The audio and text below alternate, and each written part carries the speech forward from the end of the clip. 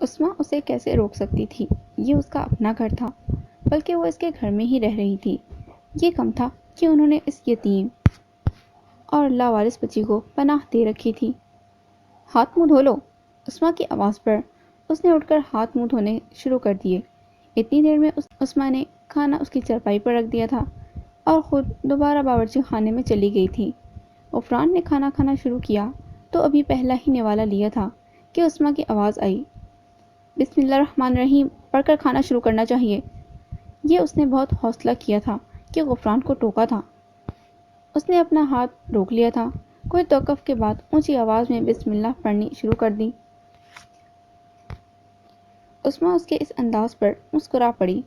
وہ اسے کھانا کھاتے ہوئے دیکھ رہی تھی۔ اس کے ذہن میں شاجی کی آواز گونجنے لگی، تمہارا مقدر اس گھر سے بندھا ہے، یہ گھر جنت بن جائے گا اور تمہارے لیے مقدر والا ثابت ہوگا۔ شاہ جی نے کیوں کہا تھا؟ وہ سوچنے لگی، کیا وہ اس گھر کی ہو کر رہ جائے گی؟ کیا غفران سے وہ شادی کرے گی؟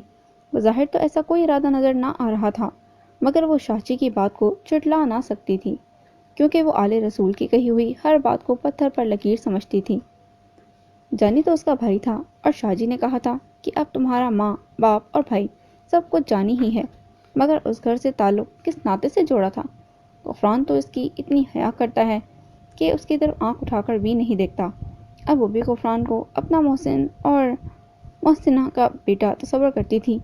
اس نے کبھی بھی غفران کو اس نظر سے نہ دیکھا تھا، مگر اب دیکھنے کی ضرورت تھی، کیونکہ وہ لچا تھا، لفنگا تھا یا پھر آوارہ تھا، مگر دلی اور ذہنی طور پر عثمہ کی حیا کرتا تھا۔ اور جب ایک لڑکی کو اس کی عزت اور حیا کرنے والا مضبوط مرد مل جائے تو اسے گنوانا اپنے آپ سے زیادتی کرنے کے مترادف تھا۔ یہ گھر تمہارے لیے مقدروں والا ثابت ہوگا، اور پھر تمہاری وجہ سے اس گھر کے بھاگ بھی جاگ جائیں گے۔ شاہ جی کی آواز پھر اس کے ذہن میں گونجی تھی، اس کی وجہ سے اس گھر کے بھاگ جاگ جائیں گے، مگر کیسے؟ وہ تو بد نصیب ہے، والدین کی جدائی اور پھر بھائی بھی دیکھتے دیکھتے اس کے ہاتھوں میں ہی چلا گیا۔ کہیں وہ اس گھر کی خوشیاں بھی نہ کھا جائے، کہیں اس گھر کو بھی اس کی نظر نہ لگ جائے، اس کی بد نصیبی کا سایہ کہیں اس گھر کا بھی آسیب زدہ نہ کرے، اس گھر کو بھی آسیب زدہ نہ کر دے۔ پھر وہ کیا کرے گی؟ وہ کہاں جائے گی؟ کس کو اپنا کہے گی؟ مگر شاہ جی کی ہستی ایسی معتبر اور مستند تھی کہ ان کی بات پر بلا چونچرا عمل اور یقین کیا جا سکتا تھا۔ اس نے اپنے آپ کو مطمئن کر لیا تھا۔ اس نے دیکھا کہ غفران کھانے سے فارغ ہو چکا تھا۔ وہ برتن اٹھانے کے لیے آگے بڑھی تو دل کا چور باہر آ گیا، اتنی بے شرمی اور بے حیائی سے اس کے سامنے جاؤ گی؟ شرم نہیں آتی؟ شرم کیسی؟ وہ تو کوئی غیر تھوڑی ہے۔ پھر وہ تیرا کیا ہے؟ غیر ہی تو ہے وہ میرا۔ اس سے آگے وہ کچھ سوچ ہی نہ سکی۔ احمد بہو بھی تو تیرا باس تھا، مگر پھر تجھے کیا ہوا؟ اسے کیوں چھوڑ دیا؟ وہ رب کریم کی ذات میں کسی کو شریک بنا کر اسے سجدہ کرتا تھا، مگر شریعت اور نماز روزہ کی پابندی تو یہ بھی نہیں کرتا۔ اسے میں سکھاؤں گی، اور اگر وہ سیکھنا نہ چاہے تو میں اسے پیار سے ایسا کر دوں گی۔ مجھے بھروسہ ہے اپنے اوپر اور اپنے پیار پر۔ اگر وہ بھی تمہارے پیار کو ٹھکرا دے اور تمہیں گھاس ہی نہ ڈالے، ایک طرفہ محبت کو لے کر کہاں جاؤ گی؟ کس کے در پر فریاد کرو گی؟ اگر ایسا ہو گیا تو پھر شاہ جی کا کہا ہوا غلط ہوگا، اور تاریخ گواہ ہے کہ جس خاندان نے اعلیٰ سے شاہ جی کا تعلق ہے، ان کی کہی ہوئی ہر بات سچی ثابت ہوئی ہے اور تا قیامت سچی ہی ثابت ہوگی۔ تم مجھے ورغلانے کی کسی بھی کوشش میں کامیاب نہ ہو سکو گے۔ اس نے اپنے دل کے چور کو تسلی اور دھمکی دے کر بھگا دیا تھا۔ اس نے خاموشی سے اس کے سامنے سے برتن اٹھائے اور باورچی خانے میں گھس گئی تو غفران کی آواز آئی، یہ ماجی کدھر گئی ہیں؟ شاہ صاحب کے پاس ان کی حویلی میں ختم شریف تھا۔ اس نے باورچی خانے کے دروازے میں کھڑے ہو کر کہا۔ آج اس کا جی چاہتا تھا کہ غفران اسے ڈھیروں باتیں کرے۔ آپ کا دل؟ غفران کی اس ادھوری بات پر وہ چونکی تو تھی، مگر دل بھی اس زور سے دھڑک اٹھا تھا کہ ابھی پسلیاں توڑ کر سینے سے باہر آ جائے گا۔ جی، میں تمہارا مطلب نہیں سمجھی، اس نے بمشکل کہا تھا۔ وہ غفران کو تم کہہ رہی تھی، مگر وہ عثمہ کی عزت و تکریم کرتا تھا، وہ اسے آپ ہی کہتا تھا۔ میرا مطلب تھا کہ اس گھر میں آپ کا دل لگ گیا ہے، کوئی اداسی تو نہیں ہوتی نا؟ اس کا منہ بدستور عثمان کی مخالف سمت تھا۔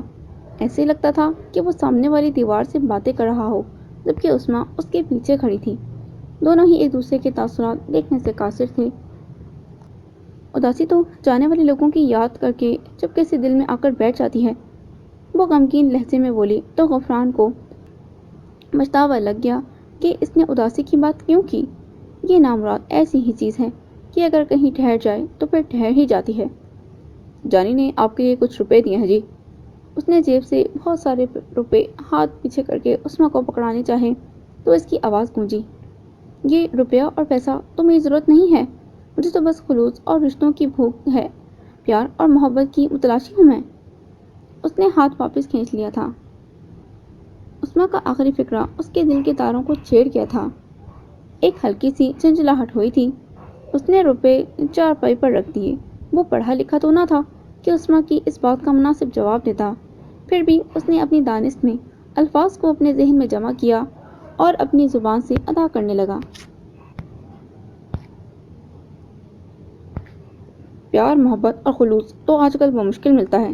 کاغذ کے ان ٹکڑوں نے ان چیزوں کو نایاب کر دیا ہے۔ یہ چیزیں آپ اس روپے سے بآسانی خرید سکتی ہیں، لیکن میرے اس گھر سے آپ کو یہ چیزیں بالکل مفت مل جائیں گی، کیونکہ ہم ان چیزوں کو کسی بھی قیمت پر فروخت نہیں کرتے۔ بس اس کے بدلے میں آپ کو وہی چیزیں بطور قیمت ادا کرنا ہوں گی جو ہم آپ کو دیں گے۔ وہ خاموش ہوا تو عثمان سوچنے لگی، یہ کیا ہے؟ اتنی اچھی بات اس ان پڑھ اور علم سے دور شخص کے ذہن میں کیسے آ گئی؟ وہ سب کچھ جان کر سمجھ کر انجان اور ناسمجھ بن گئی۔ میں تمہارا مطلب نہیں سمجھی۔ میرا مطلب ہے کہ عثمان نے اسے درمیان میں ہی ٹوک دیا تھا۔ مطلب نہیں، مطلب۔ وہ کھسیانہ ہو کر ہنسا۔ ہاں جی، مطلب۔ اس کی سوئی اپنی جگہ پر اٹکی ہوئی تھی، جبکہ اس کی سادگی عثمان کو بھی بھلی لگی تھی۔ یعنی خلوص اور محبت کی اس گھر کو بھی بہت ضرورت ہے جی۔ وہ چرپائی سے اٹھتا ہوا پھر بولا تھا، یہ روپے رکھ لیں جی، آپ کے بہت کام آئیں گے۔ یہ کہہ کر وہ باہر نکل گیا اور دروازے پر کھڑے ہو کر آواز دی، دروازہ اندر سے بند کر لیں جی، بس آواز پہچان کر کھلا کریں۔ عثمان اس کی طرف دیکھ رہی تھی، مگر اس کی نظریں جھکی ہوئی تھیں۔ وہ عثمان کو بہت پیارا اور معصوم لگا۔ اسی لمحے وہ اس کے دل میں گھس کر بیٹھ گیا۔ وہ دروازے کے باہر کھڑا تھا۔ عثمان کا دل نہیں چاہتا تھا کہ دروازہ بند کرے، مگر آنے جانے والے اسے عجیب سی نظروں سے دیکھ رہے تھے، اور یہ بات غفران کو ناگوار گزر رہی تھی۔ اس کے چہرے پر امٹ آنے والے تاثرات اس بات کی غمازی کر رہے تھے کہ عثمان کو اس کی آنکھوں کے سوا کوئی نہ دیکھے، مگر وہ خود بھی تو اسے نہ دیکھ رہا تھا۔ یہ اس کی نظروں کا احترام تھا۔ عثمان نے دروازہ بند کیا تو وہ چلا گیا، جبکہ عثمان کتنی ہی دیر دروازے سے ٹیک لگائے اپنی منہ زور دھڑکنوں پر قابو پانے کی کوشش کرتی رہی، مگر بے زور ناکام رہی۔ دل سینے سے باہر آنے کو مچل رہا تھا۔ اس تمام کیفیت کا کیا مطلب تھا؟ کیا وہ اسے چاہنے لگی ہے، اسے پسند کرنے لگی ہے، اسے محبت ہو گئی ہے؟ مگر یہ تب کیوں نہ ہوئی جب وہ اس کے سامنے پہلی مرتبہ آیا تھا؟ محبت تو پہلی ہی نظر میں ہو جاتی ہے۔ ہاں، یہ اس کی پہلی ہی نظر تھی۔ اس نے غفران کو کبھی بھی محبت کی نظروں سے نہ دیکھا تھا، مگر آج پہلی ہی نظر سے دیکھا تو محبت نے اپنا کام کر دکھایا تھا۔ عثمان نے محبت کے بارے میں بہت کچھ سنا تھا، بہت کچھ پڑھا تھا، مگر ان خرافات سے دور ہی رہنا چاہتی تھی۔ اس کی ایک دوست ٹیچر اس سے کہا کرتی تھی کہ یہ محبت خود بخود ہو جاتی ہے، اس پر کوئی اختیار نہیں ہوتا، مگر عثمان اس بات کی تردید کرتی تھی کہ کیسے اختیار نہیں ہوتا؟ ہر چیز انسان کے اختیار میں ہوتی ہے۔ اللہ تعالیٰ نے انسان کو اشرف المخلوقات بنایا ہے، تمام چیزیں اس کے اختیار میں دی ہیں، پھر یہ محبت ہے ہی کیا بلا کہ اس پر انسان کا بس نہ چلے۔ عثمان اس کی بات کو جھٹلا دیتی تو وہ چلا کر کہتی، جب تمہیں کسی سے محبت ہوگی تب دیکھنا اپنا کتنا اختیار اپنے دل پر استعمال کرتی ہو، وہی ہوگا۔ وہ دل کے ہاتھوں مجبور ہو گئی تھی، بے اختیار ہو گئی تھی۔ وہ کیوں کر رہی تھی؟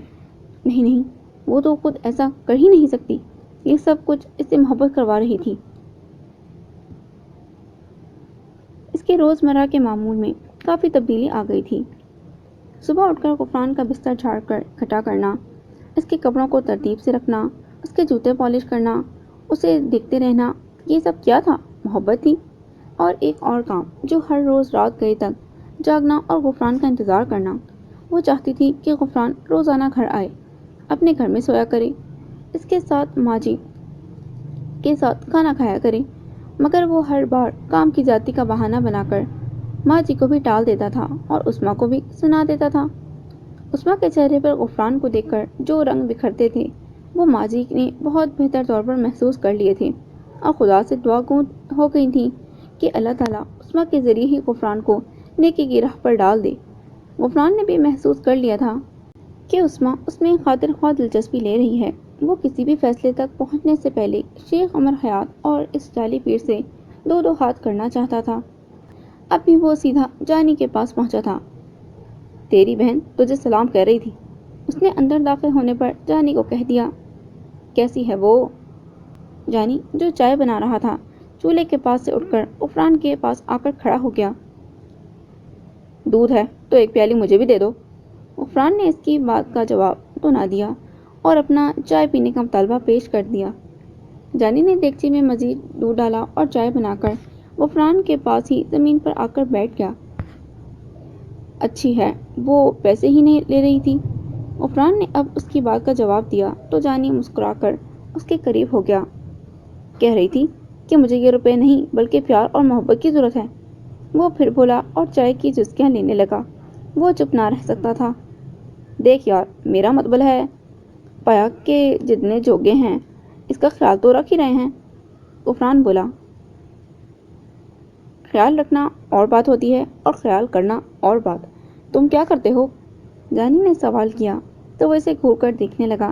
چائے کی چسکی لیتے ہوئے بولا، تو پڑھی لکھی بات کر کے مجھے پریشان کر دیتا ہے۔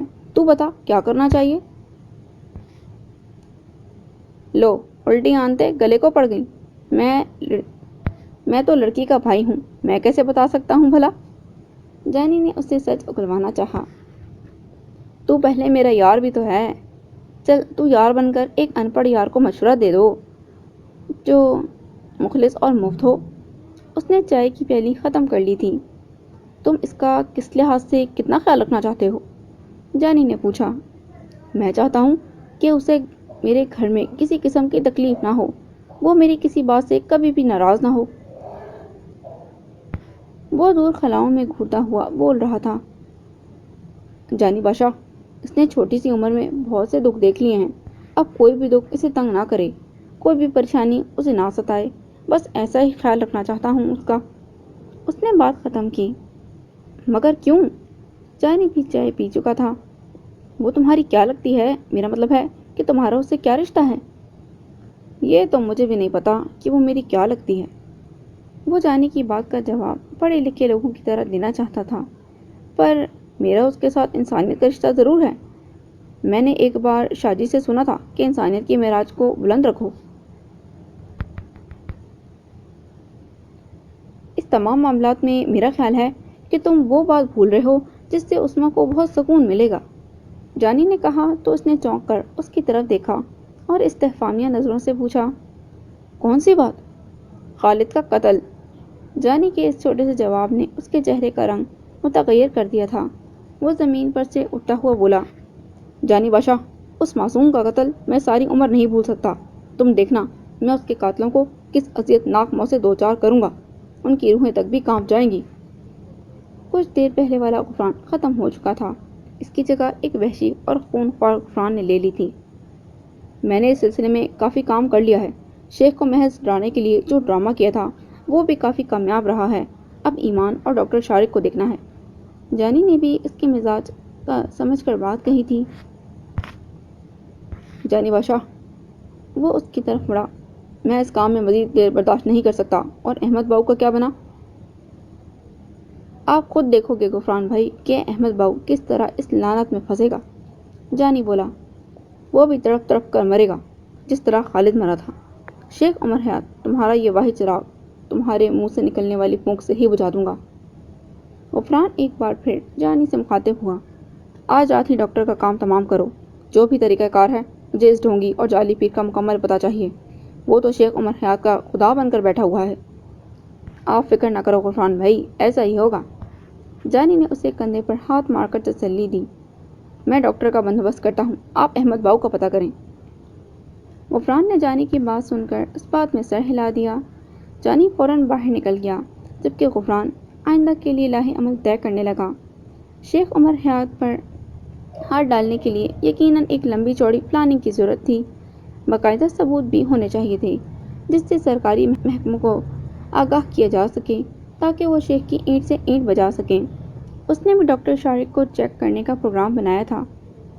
جانی اپنے طور پر معلومات اکٹھی کر لے گا، جبکہ وہ اپنے طور پر ڈاکٹر شارق کی چہرک پر پاؤں رکھ کر سب کچھ اگلوائے گا۔ اب نہ جانے کیوں یہ ڈاکٹر بہت اہم مورا لگ رہا تھا، کیونکہ آخری مرتبہ اسی نے پارٹی اٹینڈ کی تھی جس میں اس کی بہت بڑی ڈیل ہوئی تھی، جو کہ عمر حیات نے کہا تھا کہ بابا جی کو اس تمام ڈیل کا پتہ نہیں چلنا چاہیے تھا۔ جب سے غفران شیخ سے علیحدہ ہوا تھا، دونوں نے ایک ایک مرتبہ ایک دوسرے کو چوٹ پہنچائی تھی۔ غفران کو پولیس نے مارا تھا، جبکہ شیخ کو غفران نے اس طرح مارا تھا کہ وہ اپنے زخم کسی کو دکھانے کے قابل ہی نہ رہا تھا۔ اب غفران خالد کی موت کو سامنے رکھتے ہوئے اسے ایک بار پھر اس کی حرکت کا جواب دینے والا تھا۔ اس نے رات کو ڈاکٹر کے گھر کی تلاشی کا پروگرام بنایا تھا۔ اب وہ آرام کرنا چاہتا تھا۔ وہ آنکھیں بند کر کے لیٹ گیا، مگر سامنے عثمہ آن کھڑی ہوئی تھی۔ اس نے گھبرا کر آنکھیں کھول دیں، مگر آس پاس کسی کو نہ پا کر وہ خود ہی مسکرانے لگا۔ ذرا سی کوشش کے بعد وہ سونے میں کامیاب ہو گیا تھا۔ اس کی گہری نیند نے اسے عجیب سا خواب دکھایا تھا۔ اس نے دیکھا ایک بہت بڑی مسجد ہے جس کی کوئی حد نہیں، جس کے فرش پر سرخ رنگ کے قالین بچھے ہوئے ہیں۔ اس مسجد کی پہلی صف میں بہت سے لوگ جو کہ اعلیٰ لباس زیب تن کیے ہوئے ہیں، دونوں طرف قطاروں کی صورت میں کھڑے ہیں۔ با ادب اور با ملاحظہ انداز میں سروں کو جھکائے تمام افراد ایسے کھڑے ہیں جیسے انہیں کسی کا انتظار ہے۔ ان میں ایک غفران بھی تھا جس نے میلا کچیلا لباس پہنا ہوا تھا مگر قطاروں میں موجود تھا۔ اس کا بھی سر جھکا ہوا تھا۔ ادب و احترام سے اس کی آنکھیں بھی آنے والے کا انتظار کر رہی تھیں۔ اچانک دائیں طرف سے ایک آدمی آ کر آواز دیتا ہے، صفیں باندھ لو، اپنی قطاریں درست کر لو، وہ آ رہے ہیں، اپنے دل اور آنکھیں بچھا لو، وہ آ رہے ہیں، حضرت پیران پیر آ رہے ہیں۔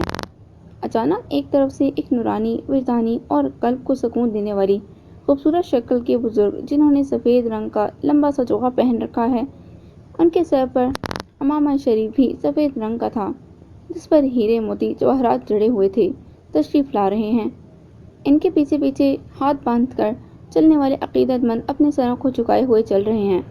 دونوں قطاروں والے ان کو سلام پیش کر رہے تھے۔ وہ جب غفران کے پاس پہنچے تو غفران کو کسی نے دھکا دے دیا۔ وہ قطار سے نکل کر ان محترم بزرگ کے سامنے چلا گیا۔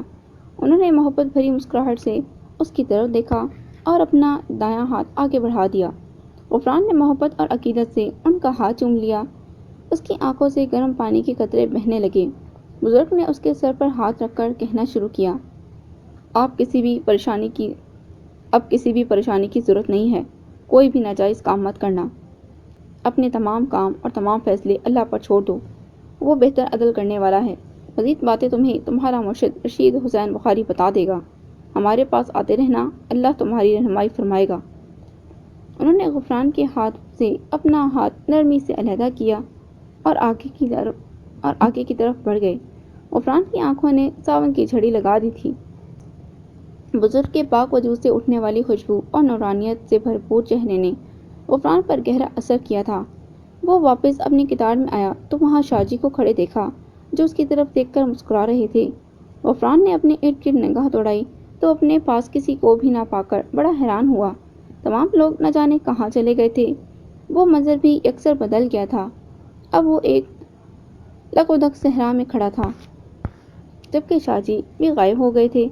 اس نے اوپر آسمان کی طرف دیکھا تو خوف کی شدت سے کانپ اٹھا۔ اس کے سر پر گدھ ہی گدھ منڈلا رہے تھے۔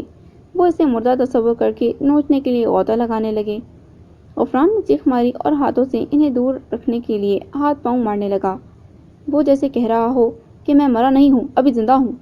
اس لیے کپڑے اور تمام وجود پسینے سے شرابور ہو چکے تھے۔ وہ چیخ بھی رہا تھا اور رو بھی رہا تھا۔ اسی کشمکش میں اس کی آنکھ کھل گئی۔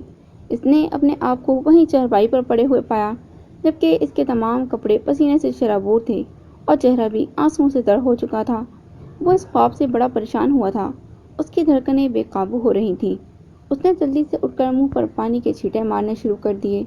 اس کے ہوش کچھ ٹھکانے آئے تو اس نے خواب پر غور کرنا شروع کر دیا۔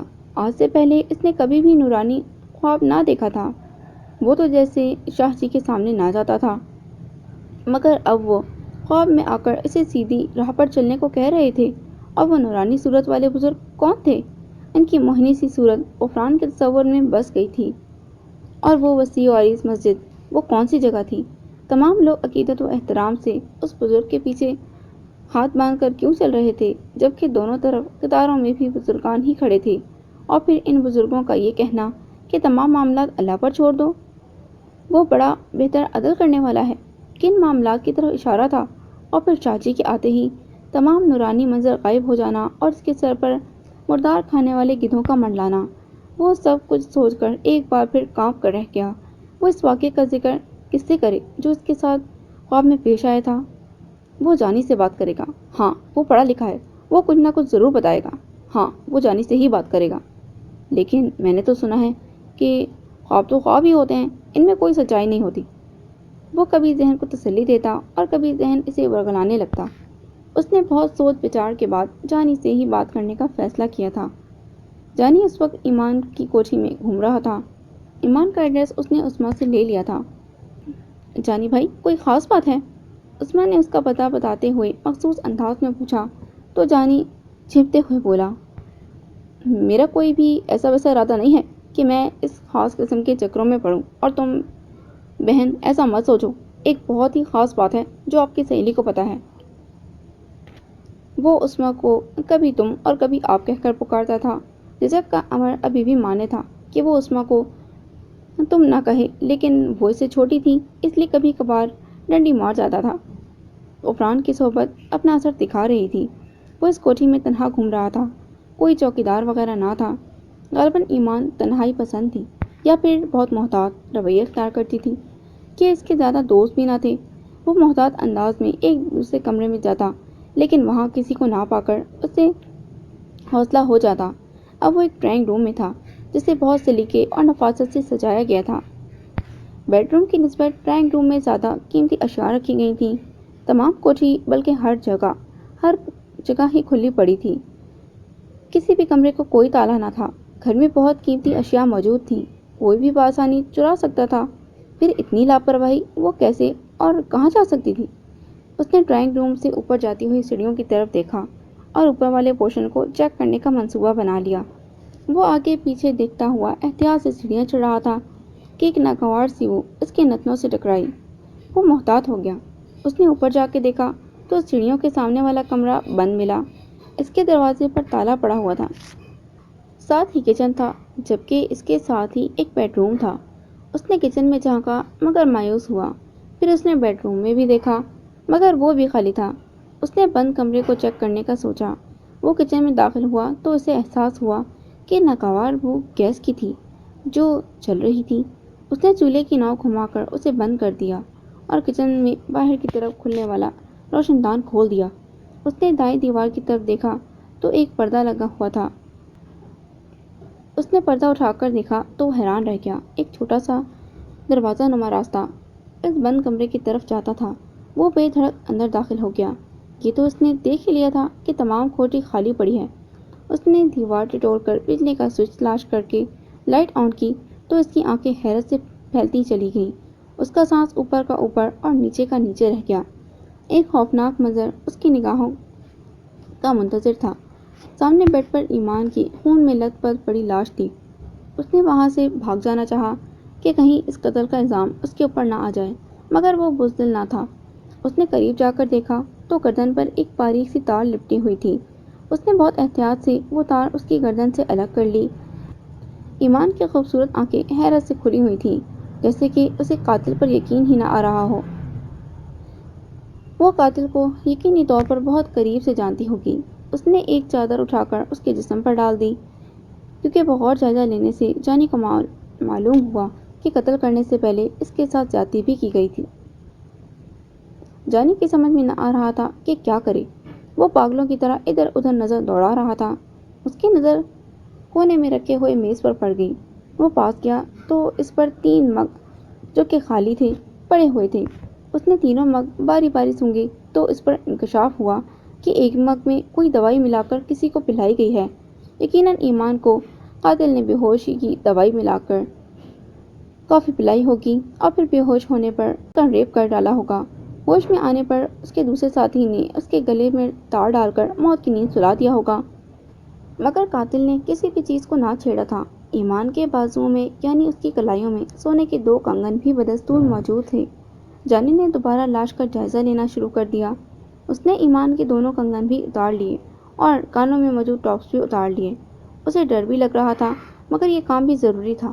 اس نے کمرے کی تلاشی لی تو دیوار میں ایک الماری نظر آ گئی جو کھولنے پر خالی معلوم ہوئی۔ اس میں سے چند کاغذ نکلے اور باہر آ گرے۔ جانی نے اس میں سے ایک کارڈ اٹھا لیا۔ اس نے غور سے کارڈ پڑھا تو اس کی آنکھیں مسکرانے لگیں۔ کارڈ کافی پرانا چھپا ہوا تھا۔ اس پر ایڈریس کراچی کا لکھا ہوا تھا۔ ایک نام جلی حروف میں لکھا دیکھ کر وہ سمجھ گیا کہ کیا معاملہ ہے۔ ایمان کو کس نے قتل کیا ہے؟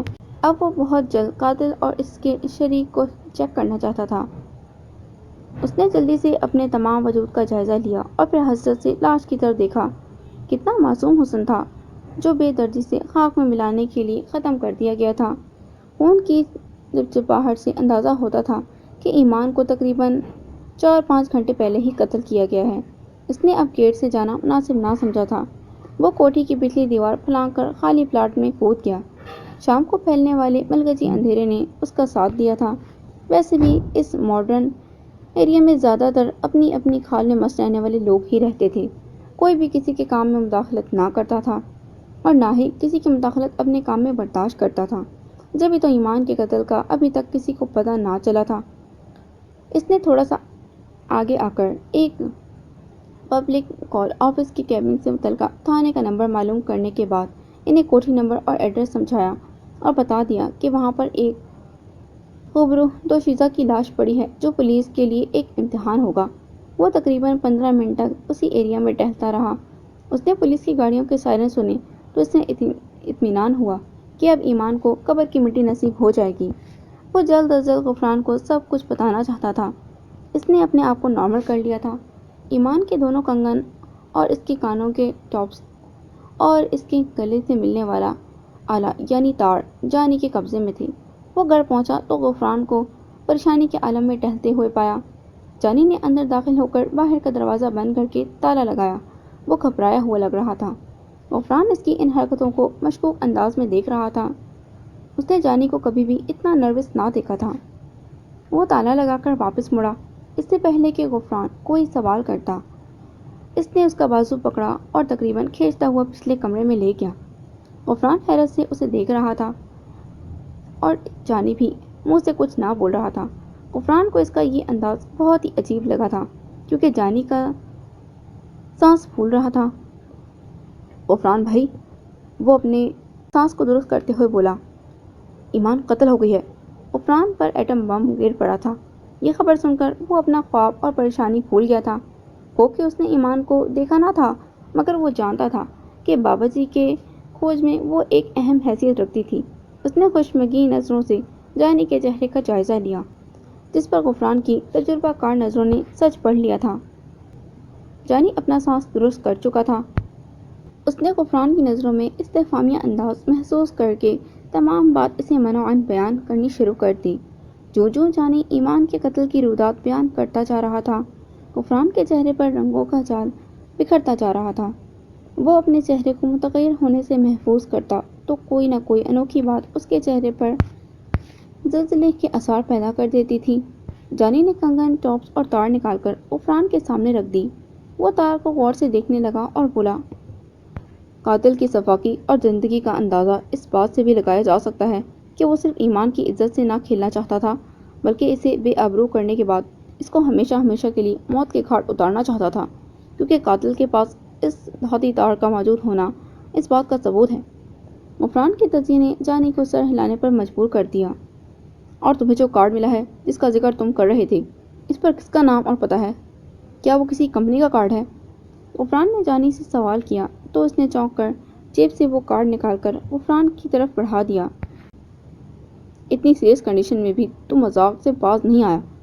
اس نے کارڈ پکڑے بغیر جانی کو کہا تو وہ شرمندہ ہو کر رہ گیا، کیونکہ وہ جانتا تھا کہ غفران ان پڑھ ہے۔ غفران بھائی، اس پر ڈاکٹر شارق کا نام اور پتہ درج ہے، لیکن حیرانگی کی بات ہے کہ شارق کلینک کا پتہ یہاں کا نہیں ہے، بلکہ کراچی کے ایک بدنام علاقے کا ہے۔ جانی نے کہا تو غفران نے اسے پتہ پڑھنے کو کہا۔ جانی نے پتہ پڑھا تو غفران ریڈ لائٹ ایریا کے نام پر چونک پڑا اور سختی سے بولا، پنجابی میں پڑھ ورنہ ابھی چترول شروع کر دوں گا۔ غفران بھائی، لکھا ہی انگلش میں ہے تو پنجابی یا اردو میں کیسے پڑھ سکتا ہوں؟ اس کا ترجمہ کر۔ تمام پتہ تو آپ کو سمجھ آ گیا ہوگا، باقی الفاظ کا ترجمہ کہ ہیرا منڈی۔ وہ لمبی ہوں کر کے خاموش ہو گیا تو جانی کا تجسس بڑھ گیا۔ کیا مطلب غفران بھائی؟ جانی بادشاہ، وہ جانی کی آنکھوں میں دیکھتا ہوا بولا، اس شارق کو پکڑ کر یہاں تک لا سکتے ہو؟ میرا مطلب ہے کہ اس تہہ خانے میں۔ آپ کا مطلب ہے، یعنی مطلب ہے کہ شارق ہی قاتل ہے؟ ابھی کچھ کہا نہیں جا سکتا، وہ کافی سنجیدہ لگ رہا تھا۔ تم اسے یہاں لے کر آؤ، باقی اس سے سب کچھ اگلوانا میرا کام ہوگا۔ ٹھیک ہے غفران بھائی، کل وہ اس تہہ خانے میں بندھا ہوا آپ کو مل جائے گا۔ جانی نے کہا تو اس کی پریشانی کم ہو گئی۔ وہ پھر تنبیہ کرنے والے لہجے میں بولا، اس تمام معاملے کی بھنک عصمہ کو نہیں ملنی چاہیے، کیونکہ تم نے اس سے ایمان کا پتہ معلوم کیا ہے اور اس کی نظر میں ہم کوئی اچھے کردار کے مالک نہیں ہیں۔ جانی نے اس کی بات سن کر تائید میں سر ہلا دیا۔ اب میں گھر جا رہا ہوں، پھر کل ملاقات ہوگی۔ گھر میں جا رہا ہوں اور بدتیسی تیری نکل رہی ہے، کیا بات ہے؟ یہ مسٹنڈوں کی طرح کیوں مسکرا رہے ہو؟ پہلے تو کبھی اتنی فکر مندی سے گھر نہیں گئے، بس اسی لیے ہنس رہا ہوں کہ ماں جی کو اب تمہاری راہ نہیں دیکھنی پڑتی ہوگی۔ تمہارا جو بھی مطلب ہے میں سمجھ گیا ہوں، حیا کر حیا، وہ تیری بہن ہے۔ غفران کے دل کا چور باہر آ گیا تھا، یہی بات میں آپ سے اگلوانا چاہتا تھا، جانی نے کہا تو غفران اسے مارنے کے لیے دوڑا، مگر پھر اس کے گلے لگ گیا اور کہنے لگا، جانی بادشاہ، یہ عورت بھی اللہ تعالیٰ نے کیا چیز بنائی ہے یار۔ وہ اسے اپنے سے الگ کر کے باہر کی جانب چل دیا۔ غفران کی عادتیں ہی بدل ڈالی اس نے تو، یہ کہہ کر باہر نکل گیا۔ جانی نے اس کے جانے کے بعد دروازے کو اندر سے تالا لگایا اور پرسکون ہونے کی کوشش کرنے لگا۔ حالانکہ ابھی رات گہری نہ ہوئی تھی، پھر بھی آج کی مشقت نے اسے کافی تھکا دیا تھا۔ وہ ڈاکٹر شارق کو قابو کرنے کا لائے عمل بناتا ہوا گہری نیند سو گیا تھا۔ یہ نیند بھی عجیب چیز ہے، اس نے آج ایک مقتولہ کو دیکھا تھا اور بہت قریب سے دیکھا تھا، لیکن ظالم نیند اڑی نہ تھی۔ بابا جی کی سالگرہ بہت دھوم دھام سے ہوئی تھی۔ شیخ عمر حیات کا پورا گھر مکہ نور بنا ہوا تھا۔ بہت سے مہمان ایسے بھی تھے جنہیں شیخ خود نہ جانتا تھا، وہ بابا جی نے مدعو کیے تھے۔ کسی کا تعارف مل اونر اور کسی کا تعارف کامیاب بزنس مین کے طور پر کرایا گیا تھا۔ نئے تمام مہمانوں کا تعلق کراچی شہر سے تھا۔ وہ بابا جی کے خاص مرید تھے جو کراچی سے خصوصی طور پر اس کی سالگرہ میں شامل ہونے کے لیے آئے تھے۔ تحائف سے شیخ صاحب کا گھر بھر گیا تھا۔ گاڑیوں کی لمبی لمبی قطاریں اور خصوصی طور پر وزراء کی آمد نے اس علاقے میں پولیس ہی پولیس اکٹھی کر دی تھی۔ نامور وزراء ابھی بابا جی کو عقیدت و احترام سے نواز رہے تھے، کیونکہ شیخ عمر حیات نے اپنی کامیابی اور کامرانی کا سہرا بابا جی کے سر باندھ دیا تھا۔ وہ ہر کام اور کامیابی کو بابا جی کا مرہون منت قرار دیتا تھا۔ ملیحہ اور عالیہ بیگم کے لباس بھی ہر خاص و عام کو دعوت نظارہ دے رہے تھے، جبکہ بابا جی کسی دولہے کی طرح خاموشی سے تمام منظر کا نظارہ کر رہے تھے۔ احمد باؤ اسٹیج پر آیا اور مائک پکڑ کر حاضرین کی توجہ حاصل کی۔ تمام لوگ اس کی طرف متوجہ ہو گئے تو وہ کچھ لمحے کے لیے توقف کر کے بولا، معززین محفل، آج ہم سب کا محبت بھرا اجتماع یقیناً بابا جی کا مرہون منت ہے۔ اس لحاظ سے ہمارا گھرانہ بہت خوش قسمت ہے کہ ہمیں خاص اہمیت دے کر بابا جی نے اس گھر میں اپنی سالگرہ منانے کی خواہش ظاہر کی ہے، اور ہم ان کے کرم سے اس کام کو پائے تکمیل تک پہنچانے میں کہاں تک کامیاب ہوئے ہیں یہ آپ حضرات کی تالیاں بتائیں گی۔ یکدم شیخ کی کوٹھی کا لان زوردار تالیوں سے گونج اٹھا۔ آج ہم جس مقام پر کھڑے ہیں وہ بابا جی کا خاص کرم ہے۔ اس سال ہماری فرم نے 4 کروڑ روپے کا اضافی بزنس کیا ہے، جو کہ میں سمجھتا ہوں ہم اکیلے کچھ نہیں کر سکتے تھے، یہ سبھی بابا جی کے کرم کے طفیل ہوا ہے۔ احمد باؤ کی آواز پر ایک بار پھر بابا جی کی جے جے کار ہونے لگی۔ اس دنیا میں یقیناً بہت کم لوگ ایسے ہوتے ہیں جو اپنا آپ تیاگ کر دوسروں کے کام آتے ہیں۔ میں بابا جی کا ممنون ہوں، بلکہ میرا تمام خاندان ہی ان کے قدموں کی خاک بننے پر فخر محسوس کرتا ہے۔ ہال ایک بار پھر تالیوں سے گونج اٹھا تھا۔ جانی ہال میں موجود مہمانوں کی تصاویر بڑی احتیاط سے بنا رہا تھا۔ اس نے ابھی تک کسی کو بھی شبہ نہ ہونے دیا تھا کہ وہ بابا جی کے خلاف اپنی انکوائری شروع کر چکا ہے۔ اس ہجوم میں کسی کو بھی اپنا ہوش نہ تھا۔ وہ بڑے آرام سے وہاں سے نکل آیا۔ اب وہ ڈاکٹر شارق کے کلینک کو چیک کرنا چاہتا تھا، مگر اس وقت رات کے 12 بجے تو چوکیدار اسے تالوں کو ہاتھ نہ لگانے دے گا۔ کوئی دوسری ترکیب استعمال کرنا ہوگی۔ کیوں نہ اس ڈاکٹر کے گھر بھی چلا جائے، کیونکہ وہ تو سالگرہ انجوائے کر رہا تھا اور جانی کے لیے یہی سنہرا موقع تھا۔ اس نے سوچا اور ڈاکٹر شارق کے گھر جانے کا پروگرام بنا لیا۔ آخر وہ ان کا پیر بھائی تھا۔ اسے آہستہ آہستہ اپنے تمام پیر بھائیوں کی رہائش گاہوں کا علم ہو گیا تھا، جبکہ اپنی باری پر وہ ہمیشہ ٹال مٹول کر جاتا تھا۔ وہ ڈاکٹر کے گھر کے پاس پہنچ چکا تھا۔ 5 مرلے پر ڈبل سٹوری بنے ہوئے مکان کے خوبصورت گیٹ کو لگا ہوا تالا جانی کے لیے کوئی اہمیت نہ رکھتا تھا۔ مکان کی دیواریں کافی بلند تھیں، بلکہ گیٹ اور اس کے ساتھ یقیناً ڈرائنگ روم کے دروازے کے علاوہ کوئی بھی راستہ نہ تھا جس سے وہ اندر جا سکتا۔ اس نے اپنی جیب سے ایک مڑی ہوئی تار نکالی اور تالے پر قسمت آزمائی کرنا شروع کر دی۔ رات کی تاریکی میں اسے بہت فائدہ پہنچایا تھا۔ اس نے قسمت کی مہربانی کہ اس کا ساتھ بھی دے گئی۔ وہ چپکے سے تالا کھول کر اندر داخل ہو گیا۔ اس نے داخل ہوتے ہی اندر سے گیٹ آہستگی سے بند کر دیا۔ پورچ میں ایک موٹر سائیکل کھڑی تھی، جبکہ ڈاکٹر شارق اپنی گاڑی لے کر پارٹی میں کیا ہوا تھا۔ وہ بلا جھجک اندر کمروں کی طرف بڑھ رہا تھا۔ اس کی نگاہ ایک ہی جلتی ہوئی ٹیوب لائٹ میں ارد گرد کا بڑی تندی سے جائزہ لے رہی تھی۔ اسے یہ یقین تھا کہ وہ اس وقت ڈاکٹر کے گھر میں اکیلا ہی ہے۔ اس نے سامنے بنے ہوئے کمرے کے دروازے پر ہاتھ رکھ کر دبایا تو وہ کھلتا چلا گیا۔ وہ اندر داخل ہوا تو وہ ایک کشادہ اور بہترین ڈرائنگ روم میں تھا۔ اس میں اس کے لیے کوئی خاص بات نظر نہ آئی۔ وہ واپس پلٹا اور اوپر جانے والی سیڑھیاں چڑھتا ہوا اوپر پہنچ گیا۔ کمرے کا دروازہ لاک تھا۔ اس نے تار سے اپنا کمال دکھایا، دروازہ کھل گیا۔ وہ اندر داخل ہوا تو ایک خوبصورت بیڈ روم میں اپنے آپ کو پایا کہ یقیناً ڈاکٹر کا بیڈ روم ہوگا۔ وہ دیوار پر لگی ہوئی ڈاکٹر اور اس کی بیگم کی قد آدم تصویر نظر انداز کرتے ہوئے ایک طرف بنی ہوئی الماریوں کی طرف بڑھ گیا جو کہ دیوار کے ساتھ بنائی گئی تھی۔ اس نے جلدی سے ایک الماری کا پٹ کھولا تو اس میں سوائے کپڑوں کے اور کچھ نظر نہ آیا۔ دوسرا پٹ کھولا تو اس میں 3 دراز بنے ہوئے نظر آئے۔ اس نے باری باری تینوں کو کھولنے کی کوشش کی۔ وہ دراز اسے لاکڈ ملے۔ تیسرے دراز میں ڈاکٹر کی ٹائیاں، جرابیں اور پین وغیرہ پڑے ہوئے تھے۔ 0 واٹ کے بلب کی روشنی اسے کمرے میں ناکافی لگی، مگر وہ لائٹ جلا کر کوئی بھی رسک لینے کے موڈ میں نہ تھا۔ اسی دراز میں چابیاں مل گئیں جو یقیناً بند دروازوں کی تھیں۔ اس نے دراز کھولا تو اس میں کسی مریض کے x ray, C T scan کی رپورٹس اور دیگر بیماریوں کے متعلق رپورٹس موجود تھیں۔ دوسری دراز کھولتے ہی وہ چونک پڑا۔ اس میں ایک ماؤزر، کچھ لفافے جن میں لازماً کوئی ضروری کاغذات تھے۔ جانی کو جو بھی کرنا تھا جلد ہی کرنا تھا، کیونکہ اسے پارٹی چھوڑ کر آئے ہوئے کافی دیر ہو گئی تھی۔ اس نے ایک بڑے سے لفافے کو کھولا تو اس کی آنکھیں مزید کھل گئیں۔ اس میں تقریباً 10-11 بڑے سائز کی تصاویر تھیں۔ کوئی لڑکی اور بابا جی قابل اعتراض حالت میں ایک دوسرے سے لپٹے ہوئے تھے۔ سبھی تصاویر میں مختلف پوز تھے جو کہ ایک دوسرے سے بڑھ کر تھے۔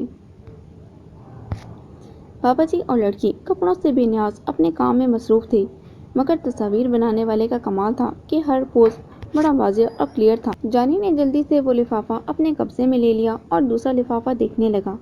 اس میں بھی کافی تصاویر تھیں۔ وہ ایسی تصاویر تھیں جنہیں دیکھ کر ڈاکٹر شارق کا تمام منصوبہ اسے سمجھ آ گیا تھا۔ ان دوسری تصاویر میں احمد باؤ، شیخ عمر حیات اور کئی نامور وزراء بھی تھے جو شیخ کے بزنس پارٹنرز تھے۔ وہ بھی کسی ریڈ لائٹ ایریا میں بنائی گئی تھیں۔ جانی نے وہ تمام تصاویر اور ماؤزر اپنے قبضے میں لے لیا اور تیزی سے سیڑھیاں اترتا ہوا گیراج نما ڈیڑھی میں آ گیا۔ اس نے آہستہ سے گیٹ کھولا اور باہر نکل گیا۔ تالا اس نے یوں ہی گیٹ کے کنڈوں میں پھنسا دیا تھا، کیونکہ بغیر چابی کے اب وہ تالا دوبارہ لاک نہیں کر سکتا تھا۔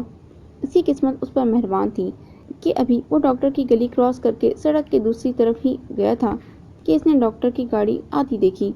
ڈاکٹر ڈرائیو کر رہا تھا جبکہ اس کی بیوی اس کی برابر والی سیٹ پر بیٹھی ہوئی تھی۔ جانی اگر چند منٹوں کی بھی دیر کرتا تو یقیناً وہ پھنس جاتا، اور اس بار بچنا تو بہت مشکل تھا۔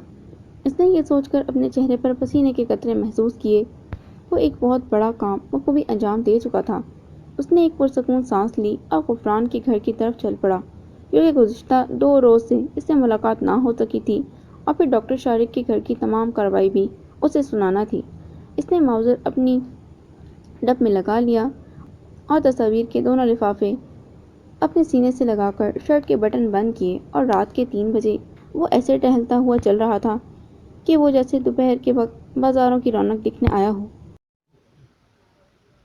میرے محترم دوستوں، جب میں نے اس بچے کو پہلی نظر دیکھا تو میں حیران رہ گیا۔ اتنا نورانی چہرہ، وہ نور پیشانی، ختنے قدرتی طور پر ہوئے تھے۔ ہر قسم کی نجاست اور پلیدگی سے پاک اس بچے کا ظہور ہی بتا رہا تھا کہ یہی خاتم النبیین، سید المرسلین اور رحمت للعالمین ہیں۔ وہ احمد مرسلین اکثر راتوں کو میرے ساتھ کھیلا کرتے تھے۔ ان کی نورانی صورت دیکھ کر میں خوش ہوتا تھا۔ میرا عزام، میرا مان، غرض کہ میرا وجود بھی سب کچھ ان کے تابع ہو گیا۔ میں کچھ نہ رہا۔ میں چاند تو تھا، مگر آسمان پر وہ جو زمین پر چمکنے دمکنے والا چاند تھا، میری روشنی کو مانند کر رہا تھا۔ اس کی مثل کوئی نہ تھا۔ تم خود ہی بتاؤ میں کس طرح آپ صلی اللہ علیہ وآلہ وسلم کے حسن کا مقابلہ کر سکتا تھا؟ میری اتنی جرأت اور ہمت نہ تھی کہ میں اس بات کو بھی اپنے من میں لاؤں۔ نورانی نورانی اور میٹھی میٹھی زبان سے نکلنے والے الفاظ اکثر یہ ہوتے تھے: اے میرے رب، میری امت کی بخشش فرمانا۔ میں رشک میں مبتلا ہونے لگتا کہ کاش میں چاند نہ ہوتا، بلکہ اس نورانیت سے بھرپور نبی آخر الزمان کا ایک ادنا سا امتی ہوتا۔ بلکہ ایک نبی نے تو اللہ تعالیٰ سے یہ کہہ دیا تھا کہ مجھے اپنے پیارے محبوب کا امتی بنا دو۔ اس ظالم دور کے ظالم لوگوں نے اس عظیم ترین بشر کو طرح طرح کی اذیتیں دیں، طرح طرح کی تکلیفیں دیں، یہاں تک کہ ان پر پتھر برسائے، ان پر گندگی پھینکی، مگر وہ رحمت للعالمین ہر ظلم، ہر جبر، ہر زیادتی کو ہنس کر میٹھی سی مسکراہٹ سے ٹالتے رہے۔ مشرکین، منکرین اور کفار مکہ نے ان کی نبوت کو جھٹلانے کے لیے ان سے طرح طرح کے سوالات کرنا شروع کر دیے۔ وہ ان کی کسی بھی بات کا سختی اور ڈانٹ ڈپٹ سے جواب نہ دیتے تھے، بلکہ اپنی محبت اور پرخلوص مسکراہٹ سے ان کی باتوں کے وہی جواب دیتے تھے جو رب کائنات ان کے دماغ میں، ان کے ذہن میں، ان کے دل میں بذریعہ وحی ڈالتا تھا۔ وہ اپنے سے کچھ نہ کہتے تھے، بس اللہ تعالیٰ کے حکم سے ہی فرماتے تھے۔ مشرکوں اور کافروں کو رب واحد پر یقین دلانے کے لیے انہوں نے بڑے بڑے مصائب کو بھی مسکرا کر جھیلا۔ ان کے لبوں پر کبھی بھی اپنے رب سے شکوہ کا کوئی لفظ نہ نکلا تھا۔ کفار مکہ ان سے معجزات کی فرمائش کرتے تھے۔ وہ کبھی کہتے کہ فلاں درخت کو اپنے پاس بلا کر دکھاؤ، کبھی کہتے کہ سوکھے ہوئے درختوں پر کھجوریں اگا کر دکھاؤ، کبھی ان کی فرمائش ہوتی کہ کنویں تو خشک ہیں، اگر نبی ہو تو ان میں سے پانی نکال کر دکھاؤ۔ آپ صلی اللہ علیہ وآلہ وسلم یہ سب کچھ حکم ربی اور اللہ کی مرضی سے کر دیتے تھے۔ آپ صلی اللہ علیہ وآلہ وسلم کسی درخت کو اشارہ کرتے تو وہ دائیں بائیں ہلتا ہوا اپنی جڑوں سے زمین کو چیرتا ہوا سرکار صلی اللہ علیہ وآلہ وسلم کے قدموں آ گرتا، جبکہ واپسی کا اشارہ پا کر وہ واپس اپنی جگہ پر اسی حالت میں چلا جاتا، ایسے کہ جیسے کسی نے اس کی جڑوں کو چھیڑنا تو درکنار چھوا تک نہ ہو۔ آپ صلی اللہ علیہ وآلہ وسلم اگر خشک کنویں کے کنارے پر بیٹھ کر پانی کی کلی اپنے منہ مبارک سے اس کنویں میں ڈالتے تو وہ کنواں پانی سے لبالب بھر جاتا، یہاں تک کہ اس میں سے کبھی پانی ختم نہ ہوتا تھا۔ یہ کہہ کر چاند خاموش ہو گیا۔ تمام نورانیوں کے وجود متورم ہو گئے تھے۔ گیلے پتھروں نے حسرت اور یاس کی تصویر بنے ہوئے چاند کو دیکھا تو وہ مزید غمگین ہو گیا۔ وہ نورانیوں کے بولنے سے پہلے ہی بول پڑا، اور پھر ایک دن ایسا معجزہ طلب کر لیا گیا کہ آج تک میں اس معجزے کو دوبارہ دہرانے کے لیے ہر روز سرکار مدینہ کے در اقدس پر حاضری دیتا ہوں، مگر اب قیامت تک میری فریاد فریاد ہی رہے گی۔ میری بے بسی اسی طرح مجھے غمگین اور اداس رکھے گی۔ میں بلک بلک کر فریاد کرتا ہوں، دوبارہ اسی اشارہ رحمت کا منتظر ہوں، مگر ناکام مایوس رہوں گا معجزے کی صورت میں اتاری تھی، کیونکہ میں جانتا ہوں کہ رب کائنات نے اپنے محبوب صلی اللہ علیہ وآلہ وسلم پر، عالم اسلام پر، جو آخری کتاب معجزے کی صورت میں اتاری تھی، اس میں صاف صاف اور واضح لکھ دیا ہے کہ تمام نبی کوئی نہ کوئی معجزہ لے کر آئے تھے، جبکہ محمد رسول صلی اللہ علیہ وآلہ وسلم کی ذات معطر و مطہر بذات خود ایک معجزہ ہے۔ ان پر نازل ہونے والی آخری الہامی کتاب ایک ایسا معجزہ ہے جسے قیامت تک کوئی جھٹلا نہیں سکتا، نہ کوئی رد و بدل کر سکتا ہے، اور نہ ہی اس کی چھوٹی سی آیت کے مقابلے میں کوئی آیت لا سکتا ہے۔ معجزہ نبی کی واضح دلیل ہوتا ہے، لہٰذا معجزہ کا منکر دائرہ اسلام سے خارج قرار دیا جاتا ہے۔ ہوا یوں کہ عمرو بن ہشام المعروف ابو جہل اپنے دوست حبیب بن مالک الایمانی کو بلا کر لایا تاکہ وہ لوگوں کو اسلام سے روکنے میں اس کی مدد کرے۔ جب وہ مکہ معظمہ میں آیا تو ابو جہل کی میت میں حضور نبی کریم صلی اللہ علیہ وآلہ وسلم کی بارگاہ میں حاضر ہوا۔ اس نے کہا کہ ہم آپ کو آگاہ کیے بغیر 2 معجزات دیکھنا چاہتے ہیں۔ اگر تم اللہ کے نبی ہو اور سچے رسول ہو تو ہمیں 2 ایسے معجزات دکھاؤ جن میں ایک آسمانی معجزہ ہو اور دوسرا زمینی معجزہ ہو۔ میرے بھائیوں، اس حبیب بن مالک کی باتیں سن کر میری سوئی ہوئی قسمت جاگ اٹھی۔ سرکار مدینہ سرور قلب و سینہ ان کو ساتھ لے کر ابو قبیس پہاڑ پر تشریف لے گئے۔ اس لمحہ میں اپنی پوری آب و تاب کے ساتھ آسمان کے سینے پر چمک دمک رہا تھا۔ آپ صلی اللہ علیہ وآلہ وسلم نے اپنی نورانی انگلی سے مجھے اشارہ کیا اور اپنی انگلی پہاڑ کے دائیں اور بائیں گھمائی۔ میں سرکار کے اشارے کو سمجھ کر 2 ٹکڑے ہو کر دائیں اور بائیں سمت چلا گیا، جبکہ دوسری مرتبہ اشارے پر میں دوبارہ اپنی حالت میں جڑ گیا۔ نبی کریم صلی اللہ علیہ وآلہ وسلم نے حبیب کو فرمایا کہ تم نے آسمانی معجزہ تو دیکھ لیا ہے، اب زمینی معجزہ بھی دیکھنا چاہتے ہو تو تمہاری بیٹی جو کہ اندھی اور گونگی ہے، اپنے گھر جا کر دیکھ لو، اسے شفا مل گئی ہے۔ حبیب الایمانی تو ان معجزات کو دیکھ کر ایمان لے آئے، جبکہ ابو جہل نامراد تھا، وہ نامراد ہی رہا، اس نے ان معجزات کو بھی جھٹلا دیا۔ یہ کہہ کر چاند غمگین ہو گیا۔ تب سے لے کر آج تک ہزاروں سال گزر گئے ہیں، میں دوبارہ اسی اشارہ رحمت کا طلبگار ہوں، مگر اب ویسا کوئی نہ ہوگا جو مجھے اشارے سے شک کر سکے، لہٰذا میں خوش نصیب نہیں ہوں، بلکہ مجھ سے خوش نصیب آسمان ہے جس پر ایک زمینی بشر نے قدم مبارک رکھ کر اس کا مان بڑھایا۔ باقی تمام حقائق تمہیں آسمان بتا سکتا ہے۔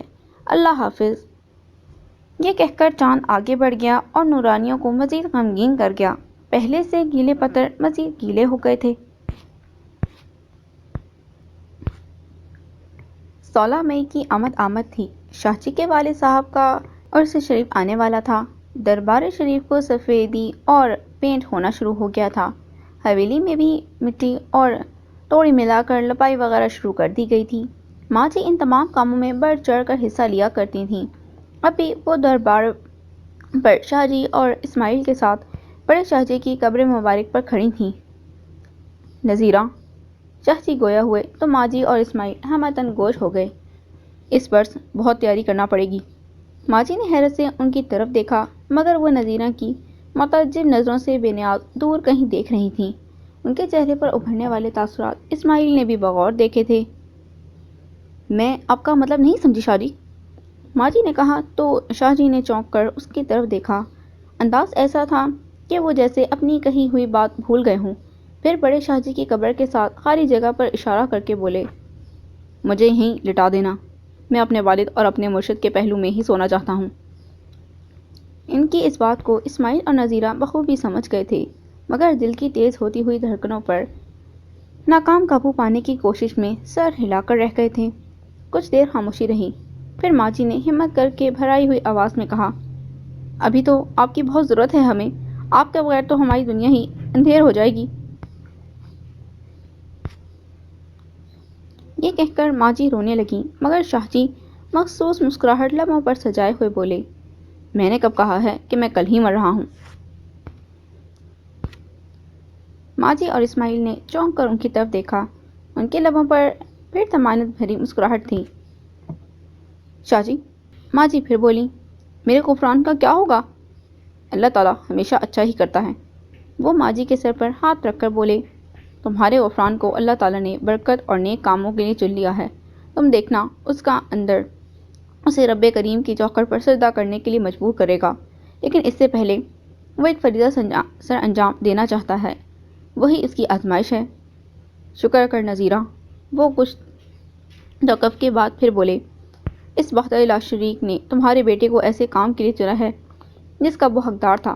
حق تعالیٰ کے اسرار وہی بہتر جانتا ہے، اور میں ابھی غفران کو اس راستے سے ہٹا کر فوراً ہی بدلنا نہیں چاہتا۔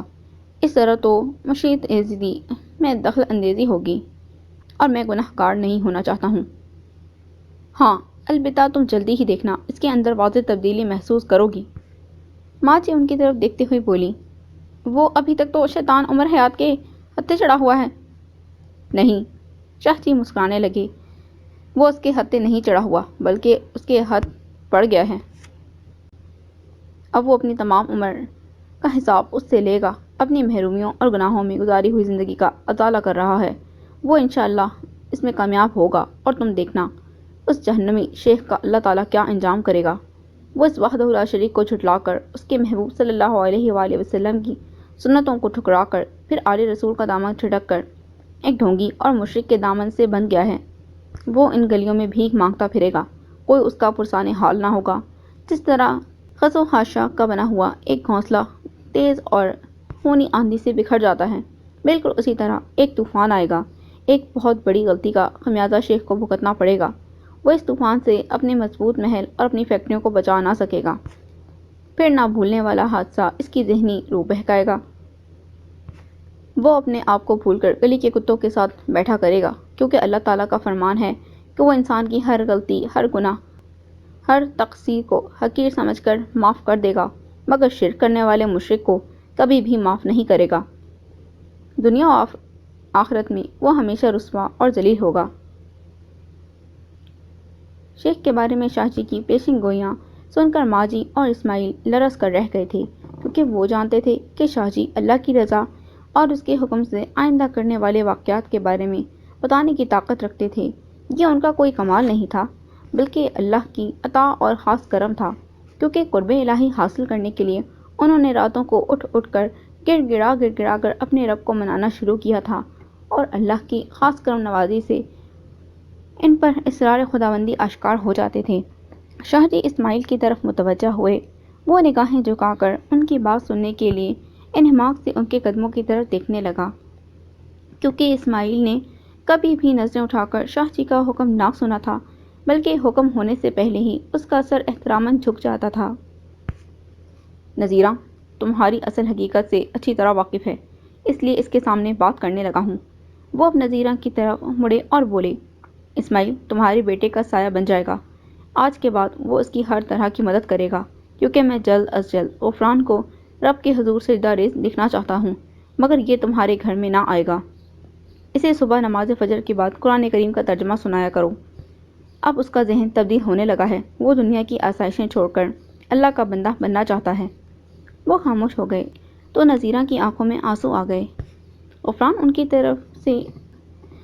کی طرف سے ان کی فکر مندی ختم ہو گئی تھی۔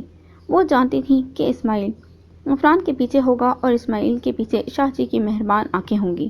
شاہ جی وہاں سے اپنی حویلی کی جانب چل دیے، اور ماں جی اپنے گھر کی جانب۔ حویلی پہنچ کر شاہ جی اسماعیل سے مخاطب ہوئے، تم غفران کے ساتھ نہیں رہو گے۔ اسماعیل نے شاہ جی کی طرف عجیب سی نظروں سے دیکھا اور پھر نظریں جھکا لیں۔ وہ پوچھ نہ سکا تھا کہ آپ نے تو نذیرہ کے سامنے کچھ اور کہا تھا۔ شاہ جی اس کی دلی کیفیات بھانپتے ہوئے بولے، دراصل غفران کو رب تعالیٰ نے جس کام کے لیے چنا ہے، اس میں کسی قسم کی کوئی امداد نہیں پہنچائی جا سکتی۔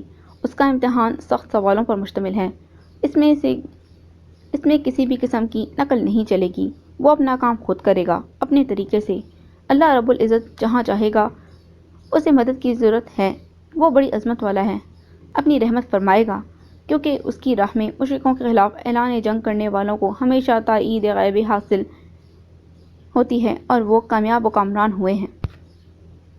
شاہ جی خاموش ہوئے تو اسماعیل کے چند لمحے قبل بے قراری قرار اور سکون میں بدل گئی۔ اسماعیل، شاہ جی پھر گویا ہوئے، آج طبیعت بہت اداس ہے، نعت کا وہ شعر تو سناؤ جو تم کبوتر کی مثال دے کر پڑھتے ہوتے ہو۔ اسماعیل بھی کافی عرصے سے بے چین تھا کہ کوئی اسے نعت شریف سنے۔ وہ اکثر تنہائی میں نعت شریف پڑھنے لگتا تھا کیونکہ وہ جانتا تھا جس عظیم اور پاکیزہ ہستی کی مدح سرائی کرتا ہے ان تک یہ کلام ضرور پہنچتا ہے۔ اس کی آواز میں سوز اور خواہشات کا غم چھلکنے لگتا تھا کیونکہ نعت کے اشعار ہی کچھ ایسے تھے۔ وہ باادب ہو کر ہاتھ باندھ کر کھڑا ہو گیا۔ شعر کہنے سے پہلے ہی اس کا چہرہ غم اور حزن و ملال کی تصویر بن گیا تھا۔ بھول سکتا نہیں مجھ کو منظر پیارا مدینے کا، ہے نگاہوں میں بس وہی ایک سہارا جینے کا۔ خوش بخت پرندے ہیں اڑتے ہیں ان فضاؤں میں، کاش میں بھی کبوتر ہوتا ایک پیارا مدینے کا۔ اسماعیل کی آواز بھرا گئی جبکہ شاہ جی کہیں دور دیکھ رہے تھے، مگر ان کی تمام تر توجہ اس کی پرسوز آواز پر لگی ہوئی تھی۔ خوشبوؤں سے معطر ہو یہ سیاہ بخت سینہ میرا، مل جائے اگر آقا صلی اللہ علیہ وآلہ وسلم ایک قطرہ پسینے کا۔ غفران کی زندگی میں بڑی واضح تبدیلی جانی اور ماجی نے بھی محسوس کر لی تھی۔ جانی نے اسے تمام تصاویر کے متعلق بتا دیا تھا، مگر غفران نے اسے یہ کہہ کر واپس بھیج دیا کہ ان اشیاء کے بارے میں وہ اپنی متعلقہ جگہ پر بات کریں گے۔ عثمان اور جانی ایک دوسرے پر جان چھڑک رہے تھے کیونکہ جانی کو محبت بھرا رشتہ مل گیا تھا، جبکہ عثمان کو جانی کی صورت میں والدین اور بھائی کا پیار مل گیا تھا، اور پھر شاہ جی نے بھی اس کی ضمانت دی تھی کہ جانی ایک پرخلوص اور محبت کرنے والا بھائی بنے گا۔ شاہ جی کی محبت بھری شخصیت سے عثمان بھی بہت متاثر تھی۔ وہ جلد از جلد شاہ جی سے باقاعدہ بیعت ہونا چاہتی تھی۔ اس بات کا اس نے ماں جی سے بھی ذکر کر دیا تھا اور ان کی خوشی دیدنی تھی۔ اور پھر تو وہ پرنور لمحات بھی آ گئے جب شاہ جی نے اسے بیعت کر کے اپنی مریدنی بنا لیا تھا۔ نماز، روزہ اور شریعت مطہرہ کی پابندی لازمی تھی۔ قرآن کریم تو اس کے سینے میں دل بن کر دھڑک رہا تھا۔ نماز کی وہ پابندی پہلے سے ہی کرتی تھی۔ غفران جب کبھی رات گھر میں گزارتا تھا تو عثمان اسے نماز فجر کے لیے جگاتی تھی۔ اس کے جگانے پر غفران کو اپنی نیند ٹوٹنے پر بہت غصہ آتا تھا، لیکن جب وہ عثمان کو دیکھتا تو اٹھ کر بیٹھ جاتا تھا، اور جب عثمان نماز کے لیے جائے نماز پر کھڑی ہوتی تو وہ دوبارہ سو جاتا تھا۔ ابھی نماز فجر کے لیے مؤذن کی پرسوز آواز محبت بھرے انداز میں تقریباً ہر گھر میں پہنچ رہی تھی۔ الصلاۃ خیر من النوم، نماز نیند سے بہتر ہے۔ ان الفاظ کے ساتھ ہی عثمان اٹھ کر بیٹھ گئی۔ غفران بھی صحن میں سویا ہوا تھا۔ عثمان نے فیصلہ کیا تھا کہ آج اسے نماز کے لیے جائے نماز پر لازمی کھڑا کرے گی۔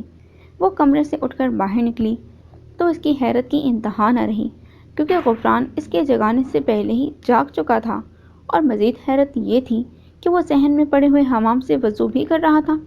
وہ الٹا سیدھا وضو کر رہا تھا۔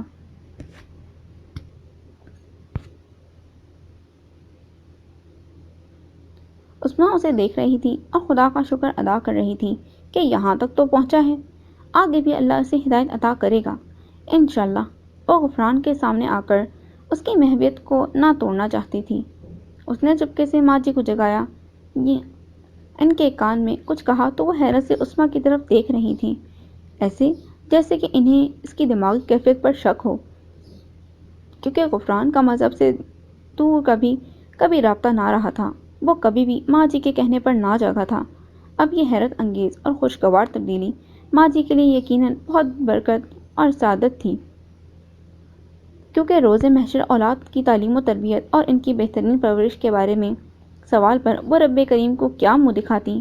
یہ سب تو اللہ ہی کا کرم تھا اور مرشد کی مہربانی بھی تھی، جنہوں نے فرمایا تھا کہ تم ان قریب غفران میں تبدیلی دیکھو گی، اور وہ سب سے بڑی تبدیلی یہی تھی۔ غفران ان کے بھی جاگنے سے پہلے جاگ چکا تھا، بلکہ وضو بھی کر رہا تھا۔ ماں جی کی آنکھوں میں آنسو دیکھ کر عثمان نے ان کے کندھے پر محبت سے تھپتھپاہٹ کی تو وہ اوپر آسمان کی طرف دیکھنے لگی، جیسے کہ نہ نظر آنے والے رب کو سامنے دیکھ کر اس کا شکریہ ادا کر رہی ہو۔ بظاہر تو رب اپنا جلوہ کائنات کے ہر ذرے سے دکھاتا ہے، مگر اس طرح اپنا روپ دکھانے پر انسان اس عظیم اور مہربان رب کو اپنے سامنے دیکھنے کی آرزو کرنے لگتا ہے۔ یہی حال ماں جی کا تھا۔ اتنی دیر میں غفران کی بھی ان پر نگاہ پڑ گئی۔ وہ شرمندہ سا ہوا، مگر ایک مضبوط قوت ارادی اور نیک نیتی سے اٹھا اور جائے نماز لے کر صحن میں بچھائی اور نماز پڑھنا شروع کر دی۔ مگر صرف ہاتھ باندھ کر کھڑے ہو جانے سے ہی نماز نہیں ہوتی۔ اب اس رب کی حمد و ثنا کے لیے جو الفاظ، جو قابل تعریف مواد، جو محبت اور خلوص الفاظ میں بیان کی جاتی ہے، وہ الفاظ کہاں سے لائے؟ اسے کچھ بھی تو نہ آتا تھا۔ وہ اپنی اس بے بسی اور کم علمی پر پریشان ہو گیا۔ وہ سمجھ نہ پا رہا تھا کہ کیا کرے اور کیا نہ کرے۔ بس اسی سوچ میں اس کی آنکھوں سے آنسو جاری ہو گئے۔ ماجی اور عثمہ اس وقت بہت حیران ہوئیں جب غفران نے رکوع کرنے کے بجائے سیدھا ہی سجدے میں اپنا سر جھکا دیا۔ وہ اسے اسی حالت میں چھوڑ کر اپنی نماز پڑھنے کے لیے کمرے میں چلی گئیں۔ عثمہ نے سوچ لیا تھا کہ غفران کو ابھی بہت کچھ سکھانے کی ضرورت ہے۔ غفران سجدے میں پڑا ہچکیاں لے لے کر رو رہا تھا۔ یہ اس کی زندگی کا پہلا سجدہ تھا جو اس نے غفور الرحیم رب تعالیٰ کی بارگاہ میں ادا کیا تھا۔ اس سجدے نے اسے جہاں لذت و سرور سے آشنا کروایا تھا، وہاں اس کی کم علمی پر سوگ بھی منایا تھا۔ اس کا وجود ہولے ہولے ہل رہا تھا۔ وہ اپنے رب کی حمد و ثنا بیان کرنے سے قاصر تھا، مگر اس کی زبان کام نہ کر سکی تو اس کی آنکھوں سے بہنے والے آنسوؤں کی زبان نے اس کے دل کی کیفیات کی ترجمانی کر دی تھی۔ وہ کتنی ہی دیر سجدے میں پڑا روتا رہا۔ وہ اس رحمت کے بے پایاں سمندر سے چند بوندیاں لینا چاہتا تھا۔ جو الفاظ استعمال کیے جاتے ہیں وہ معلوم نہ تھے۔ اسے معلوم نہ تھا کہ کیا کہے تو گناہ ہوگا اور کیا کہے تو ثواب۔ اس نے اپنے آنسوؤں سے دل کی باتیں رب کریم کی بارگاہ میں عرض کی تھیں۔ اس نے جانی سے سنا تھا کہ سجدہ صرف اور صرف اس وحدہ لا شریک کی ذات کو واجب ہے۔ اس سجدے میں حمد و ثنا بیان کرتے وقت کسی کو بھی شریک کرنا گناہ کبیرہ بلکہ ناقابل معافی گناہ ہے۔ اس وقت انسان اپنا دل بارگاہ تعالیٰ جل شانہ میں جھکاتا ہے۔ اللہ تعالیٰ اس لمحہ سجدہ کرنے والے کے ارادے اور نیت کو جان لیتا ہے، پھر اس کا سجدہ اسی مناسبت سے قبول ہوتا ہے جیسی سجدہ کرنے والے کی نیت ہوتی ہے۔ یہاں تو غفران نے اپنا دل اور آنکھیں بھی جھکا کر رب تعالیٰ کے حضور اپنے آپ کی ایک گندگی اور گناہوں میں لتھڑے ہوئے انسان کی نسبت پیش کیا تھا۔ اسے اس کی سجدہ ریزی کی قبولیت کی اس انداز سے یہ وقت رحمان الرحیم نے ادا کر دی تھی۔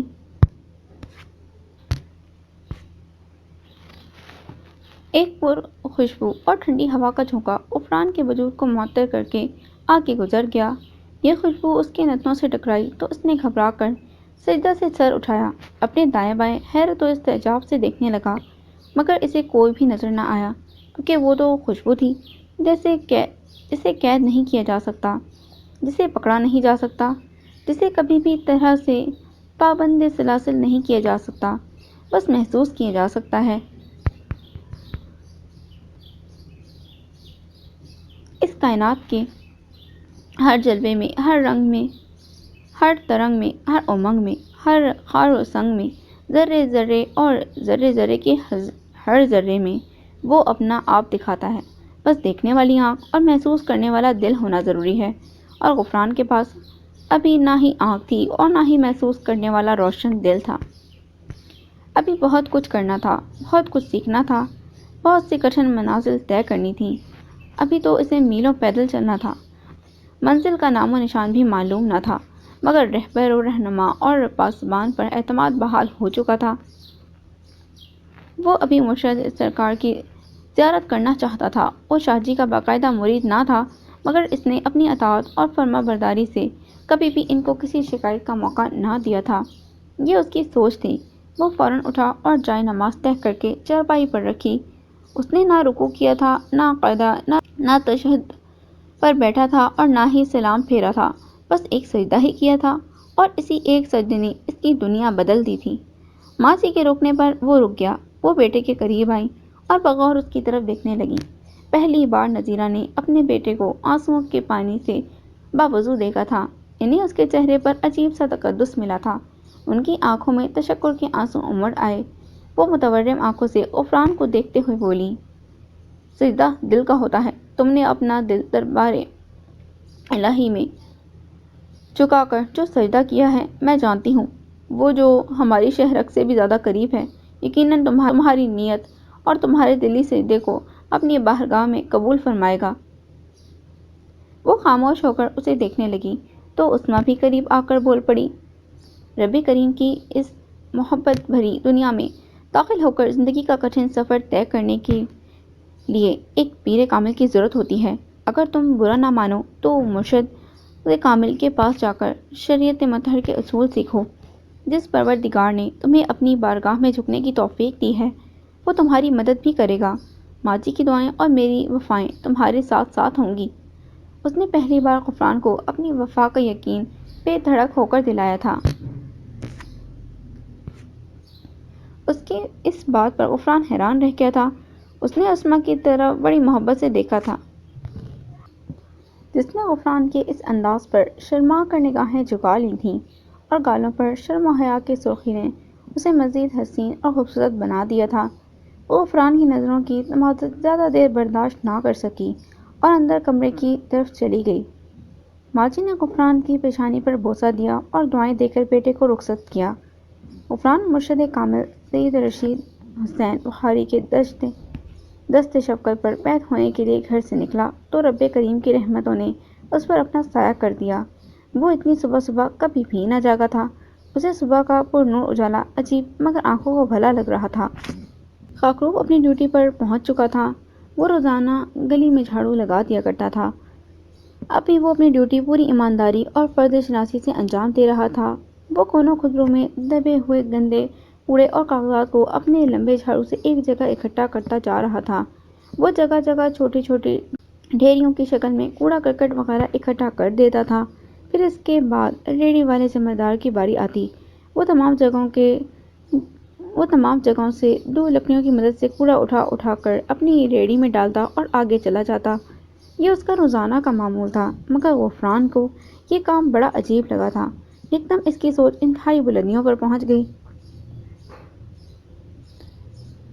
وہ ایک ایک ڈھیری کے پاس جاتا اور اسے کھنگالنے لگتا۔ کچھ پسند کی چیز نہ ملنے پر آگے بڑھ جاتا اور وہ کوڑا کرکٹ کے ڈھیریوں کو اس طرح کھنگالتا تھا کہ اس کی کوئی بہت ہی قیمتی چیز کھو گئی ہے۔ وہ مایوس ہو کر چل دیا۔ گلی کے کونے پر لگی ہوئی بڑی ڈھیری کے پاس سے گزرتے ہوئے اس کی نظر اس گوہر مقصود پر پڑ گئی جس کی اسے تلاش تھی۔ اس کوڑے کے ڈھیر کو آگ لگا دی گئی تھی۔ اس میں کاغذات، اخبارات اور رسائل اور دیگر گھاس پھوس کو آگ لگی ہوئی تھی۔ اللہ نے اسے عقل عطا کی۔ اس نے جلتی ہوئی آگ میں ہاتھ ڈال کر اس اخبار کو بلا خوف و خطر پکڑ لیا جس پر کلمہ طیبہ چھپا ہوا تھا۔ کلمہ کا پہلا حصہ لا الہ الا اللہ آگ میں جل چکا تھا، جبکہ دوسرے حصے کو ابھی آگ نے اپنی لپیٹ میں نہ لیا تھا۔ غفران نے اپنا ہاتھ جلتی ہوئی آگ میں ڈال کر وہ کاغذ پکڑ لیا اور جلدی سے اپنی مٹھی میں دبوچ کر آگ بجھا دی۔ اس نے اخبار پر پرنٹ کیا ہوا کلمے کا دوسرا حصہ محمد رسول اللہ بچا لیا تھا۔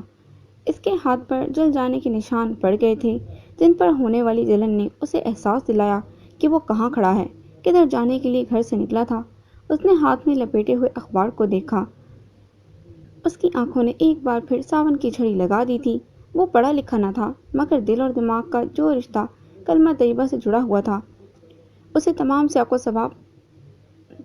سیاق و اسباق پڑھا دیے تھے۔ وہ لفظ تو نہ جانتا تھا، مگر اس کے معنی اچھی طرح جانتا تھا، کیونکہ جانی نے اسے بتایا تھا کہ صرف کلمہ طیبہ کا پہلا حصہ پڑھ لینے سے ہی انسان مسلمان نہیں ہو جاتا، بلکہ دوسرا حصہ بھی اسی طرح اہم ہے جس طرح زندہ رہنے کے لیے زندگی سے بھرپور سانسوں کی ضرورت ہوتی ہے۔ اس عربی زبان کے فقرے سے ہر ان پڑھ مسلمان کی پہچان قدرتی طور پر اس کے ذہن میں محفوظ ہو چکی ہے۔ یہی حال غفران کا بھی تھا۔ وہ رو رہا تھا کہ اگر کچھ دیر پہلے پہنچ جاتا تو وہ پہلے حصے کو بھی جلنے سے بچا سکتا تھا۔ اس نے ادھر ادھر نگاہ دوڑائی تو بجلی کے کھمبے کے ساتھ لگا ہوا ٹین کا ڈبہ نظر آیا جو پہلے ہی مقدس اوراق سے بھر بھر کر باہر ابل رہا تھا۔ اس نے انتہائی دکھ سے اس ڈبے کی طرف دیکھا اور اپنا ہاتھ بلند کر کے اس میں وہ کاغذ ڈال کر اسے اپنے ہاتھ سے نیچے دبانے لگا کہ کوئی بھی کاغذ باہر نہ گر سکے۔ سورج کی پہلی کرن نے اجالا بکھیرا تو غفران کو وقت کے گزرنے کا احساس ہوا۔ وہ جلدی سے شاہ جی کی حویلی کی طرف چل پڑا جو کہ اس کے گھر سے چند قدم کے فاصلے پر تو نہ تھی، مگر دور بھی نہ تھی، بس 3-4 گلیوں کو کراس کرنا پڑتا تھا۔ وہ ابھی حویلی کے دروازے سے اندر داخل ہو رہا تھا اور اندر سے حاجی عبداللہ انکل نکل رہے تھے۔ انہوں نے غفران کو دیکھا تو غفران نے بھی انہیں دیکھ لیا تھا۔ غفران نے انہیں سلام کرنے میں پہل کی تو حاجی عبداللہ نے حیرت بھرے انداز میں اس کی طرف دیکھتے ہوئے جواب دیا۔ کیا بات ہے؟ حاجی عبداللہ نے اس کا ہاتھ تھام لیا اور بے قراری سے بولے، کیونکہ وہ جانتے تھے کہ غفران ان کے سیاسی مخالف شیخ عمر حیات کا دایاں بازو ہے۔ اس نے کبھی بھی حاجی عبداللہ کے ساتھ بدتمیزی نہ کی تھی، کیونکہ ماجی ان کے گھر میں کھانا پکایا کرتی تھیں اور وہ اسی نسبت سے ان کی عزت کرتا تھا۔ حاجی کو بھی غفران سے کوئی شکایت نہ تھی، بس گلہ تھا تو صرف اتنا کہ وہ اچھا آدمی تھا اور غلط جگہ پر جا کر کھڑا ہو گیا تھا۔ حاجی عبداللہ بھی شاہ جی کا مرید تھا، وہ بھی ان کی خدمت میں حاضری دینے آیا تھا اور غفران بھی ایک نیک اور خاص مقصد کے لیے آیا تھا۔ حاجی عبداللہ کی حیرت بجا تھی، کیونکہ اس نے اپنی زندگی کے معمول میں کبھی بھی غفران کو مرشد کے در پر اتنی صبح صبح نہ دیکھا تھا، جبھی تو وہ خاموش نہ رہ سکے۔ آج سورج تو ہمیشہ کی طرح مشرق سے ہی نکلا ہے۔ وہ اوپر دیکھنے لگے، مگر آج اس کی تپش کم کیوں معلوم ہوتی ہے؟ ان کا اشارہ غفران کے جھکے ہوئے چہرے کی طرف تھا۔ انہوں نے غور سے دیکھا تو اس کی آنکھوں میں جھلملاتے ہوئے آنسو دیکھ کر حاجی صاحب مزید حیران بلکہ پریشان ہو گئے، کیونکہ غفران نے بڑی آہستگی اور نرمی سے اپنا ہاتھ ان کے ہاتھ سے چھڑا لیا، مگر کچھ نہ بولا تھا اور اندر کی طرف بڑھ گیا۔ اس نے اندر داخل ہوتے ہی اپنے جوتے اتارنا شروع کر دیے، حالانکہ وہاں ایسی کوئی ممانعت نہ تھی۔ شاہ جی دیوار کے ساتھ صف بچھا کر اس پر بیٹھے ہوئے تھے۔ غفران کے پیچھے ہی حاجی عبداللہ بھی دوبارہ حویلی میں داخل ہو گئے۔ غفران لرزتے وجود کے ساتھ چلتا ہوا صف تک پہنچا۔ شاہ جی اس کی دلی کیفیات جان گئے تھے۔ اسماعیل بھی حیرانگی سے غفران کی طرف دیکھ رہا تھا۔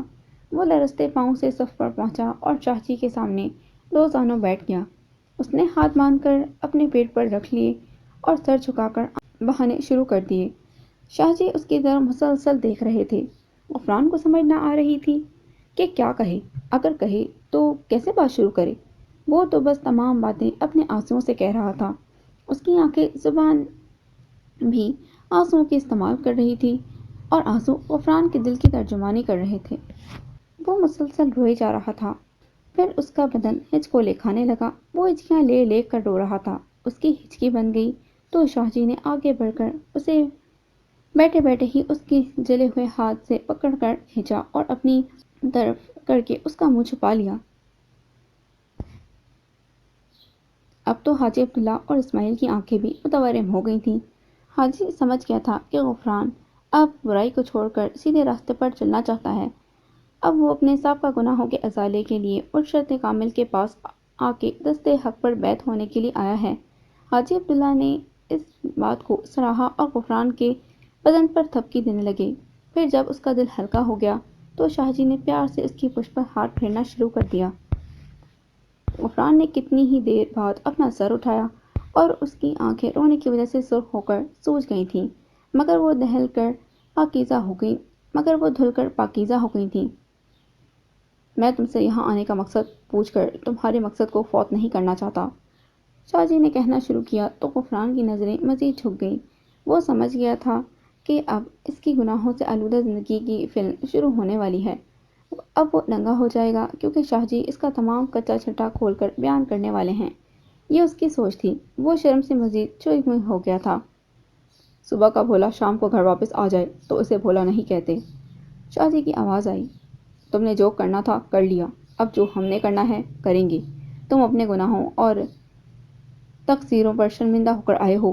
میں تم سے یکدم اس تبدیلی کی وجہ پوچھنا چاہتا ہوں، یوں سمجھ لو کہ تمہارے منہ سے سننا چاہتا ہوں، کیونکہ گناہوں کے دلدل سے باہر نکلنے کے لیے ایک مضبوط اور مدلل دلیل کے علاوہ ایک طاقتور سہارے کی بھی ضرورت ہوتی ہے۔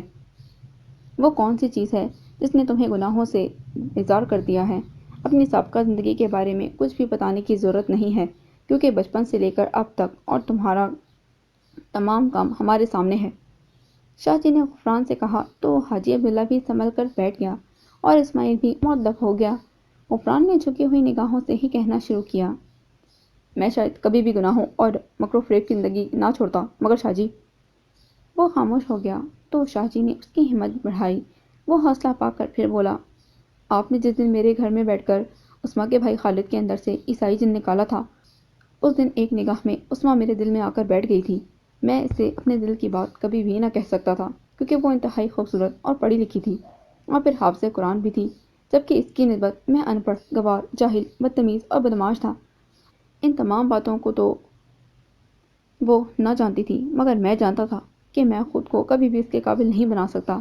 اگر میں اچھا بن کر دکھانے کی خاطر نمازیں اور نیکیاں شروع کر دیتا تو وہ یقیناً ایک دکھاوا ہوتا اور گناہ کبیرہ بھی، کیونکہ میرا ضمیر نہیں مانتا تھا کہ میں اس کے لیے تو نماز نہ پڑھوں جس کی نماز ہے، اور اس کے لیے پڑھوں جس کی نماز نہیں ہے۔ میں کبھی بھی رب تعالیٰ کے حضور سجدہ نہ کر سکا، مگر اس بات کا بھی اعتراف ہے کہ عثما کو بھی دل سے نہ نکال سکا۔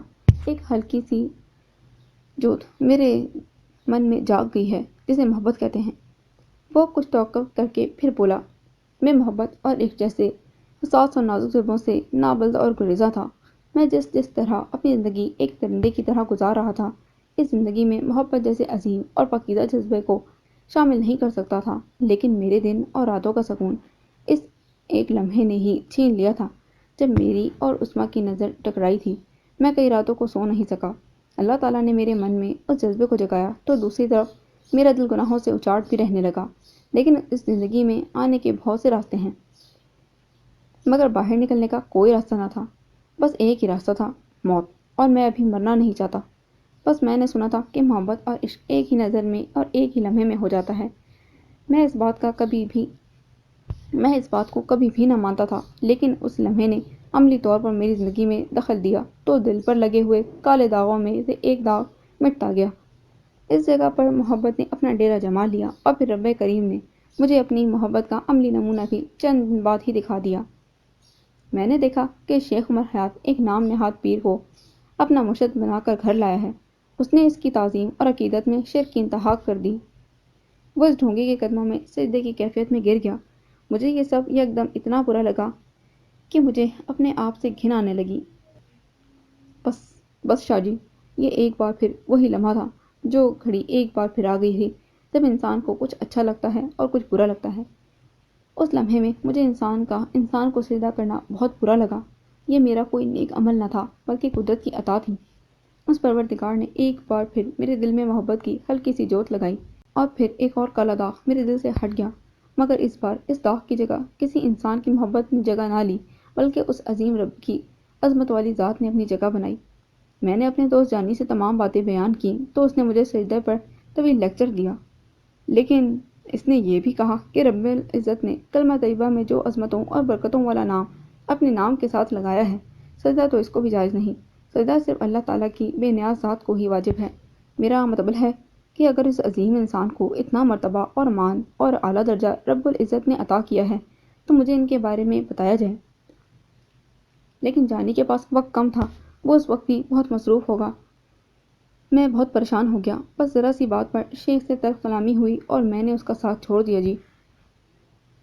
ہمارے درمیان معاہدہ طے ہوا کہ وہ مجھے اور میں اسے کبھی بھی پرانے تعلقات کے حوالے سے بلیک میل نہیں کریں گے، لیکن وہ بڑا خبیث الفطرت بندہ ہے جی۔ اس نے مجھے تھانے میں پٹوایا۔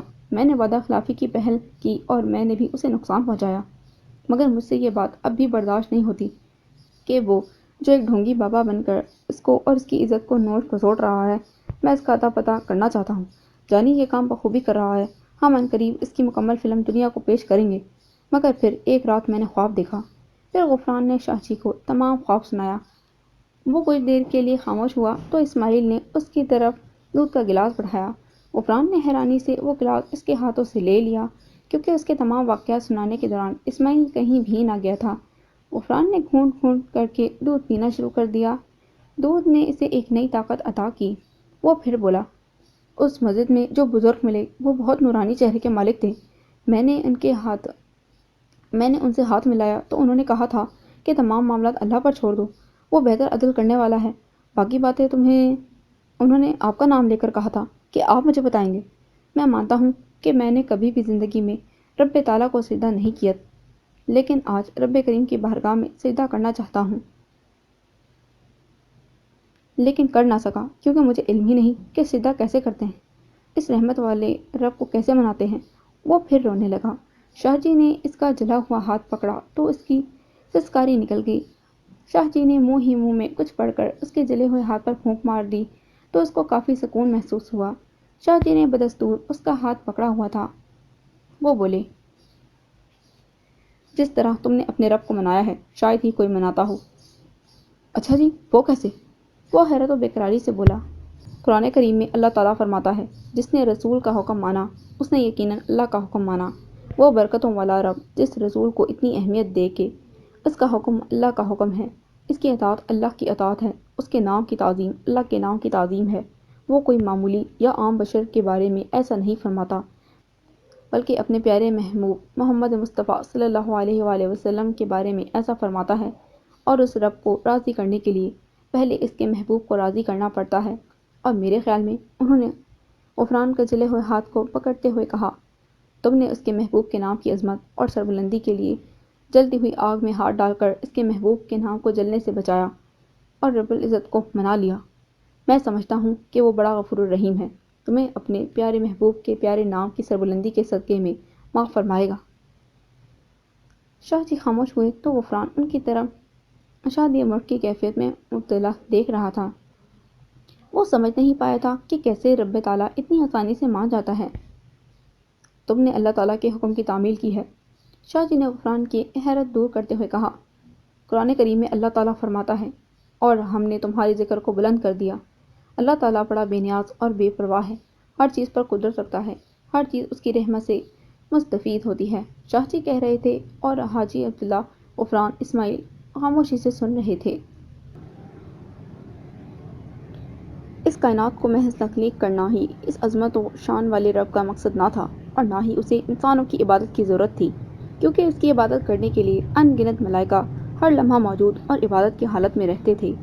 جب اللہ تعالیٰ انسان کی تخلیق کرنے لگا تو ملائکہ نے کہا، یا باری تعالیٰ، آپ ایسا انسان تخلیق کرنے لگے ہیں جو کائنات پر فتنے اور فساد برپا کرے گا، جبکہ تیری عبادت کے لیے ہم موجود ہیں۔ یہ بات سن کر حق تعالیٰ شانہ نے فرمایا کہ تم وہ بات نہیں جانتے جو میں جانتا اور دیکھتا ہوں۔ انسان کی تخلیق محض اپنی عبادت کے لیے نہیں کر رہا، بلکہ اسی مخلوق میں سے ایک ایسا عظیم انسان بھی پیدا کروں گا جو میرے تمام انبیاء میں سے آخری نبی ہوگا، لیکن اس کا درجہ تمام انبیاء سے اعلیٰ اور افضل ہوگا۔ جو میں کہوں گا وہی اپنی امت کو فرمائے گا، جو بظاہر تو بشری روپ میں دنیا میں ظہور پذیر ہوگا، مگر اس کے منہ میں میری زبان ہوگی، اس کی بات میری بات ہوگی۔ تم دیکھ رہے ہو کہ میں نے اپنے نام کے ساتھ اس کا نام ابھی سے لکھ لیا ہے۔ جو بھی اس نام کی عظمت اور سربلندی کو گواہ بنا کر مجھ سے مدد مانگے گا، جو بھی اس نام کی عظمت اور سربلندی کو گواہ بنا کر مجھ سے مدد مانگے گا، اس کے نام کو بطور وسیلہ بنا کر میری بارگاہ میں گناہوں سے تائب ہونے کی دعا کرے گا، اپنے گناہوں، غلطیوں اور تقصیروں پر اس نام کو وسیلہ بنا کر توبہ طلب کرے گا، تو میں اس کی توبہ قبول کروں گا، میں اس کے گناہ بخش دوں گا۔ اس کے بتائے ہوئے اصول اور سیدھے راستے در حقیقت میرے بنائے ہوئے ہوں گے۔ اس کی تقلید کرنے والوں کے لیے میں جنت کے تحائف دوں گا، جو میرے اس عظیم محبوب کا نام بلند کرے گا۔ روز قیامت میرا محبوب اس شخص کی مغفرت اور بخشش کے لیے اپنی سفارش پیش کرے گا، میں اس کی بات کبھی بھی نہ ٹالوں گا۔ اس عظیم انسان کی امامت میں تمام انبیاء کرام جو بظاہر دنیا سے بلا لیے جائیں گے، وہ بھی مقتدی بن کر اس کے پیچھے نماز ادا کریں گے۔ اس ہستی پر دین اسلام مکمل ہوگا، نبوت ختم ہوگی، ملائکہ اور حوران جنت اور کائنات کا ذرہ ذرہ اس پر درود و سلام پیش کرے گا، حتیٰ کہ میں خود بھی اس کی مدح سرائی کیا کروں گا۔ اور تم تو بخوبی جانتے ہو کہ میرے لیے یہ تمام کام بہت آسان ہے، کیونکہ میں کن کہوں تو سب کچھ ہو جاتا ہے۔ شاہ جی کچھ دیر کے لیے خاموش ہوئے تو ان تینوں کی طرف دیکھا، جو مبہوت ہو کر حیرت و بے قراری کی کیفیت میں شاہ جی کے منہ سے تخلیق کائنات اور باعث تخلیق کائنات کی باتیں سن رہے تھے۔ وہ بھی کسی قسم کی جرأت نہ رکھتے تھے کہ کوئی سوال کریں، بس اس بات کے منتظر تھے کہ شاہ جی اس عظیم ذات محبوب کے متعلق مزید کچھ بتائیں۔ شاہ جی کچھ سوچتے ہوئے بولے، وہ ایسے بول رہے تھے جیسے یہ تمام باتیں ان کے دل سے عشق نبی صلی اللہ علیہ وآلہ وسلم میں ادا ہو رہی ہیں۔ اللہ تعالیٰ نے حضرت آدم علیہ السلام کو یہ عظمت بخشی کہ فرشتوں کو ان کے آگے سجدہ ریز ہونے کا حکم دیا۔ حضرت ابراہیم علیہ السلام کو خلیل اللہ بنایا اور ان کی جائے سکونت کو حج کا مرکز بنایا۔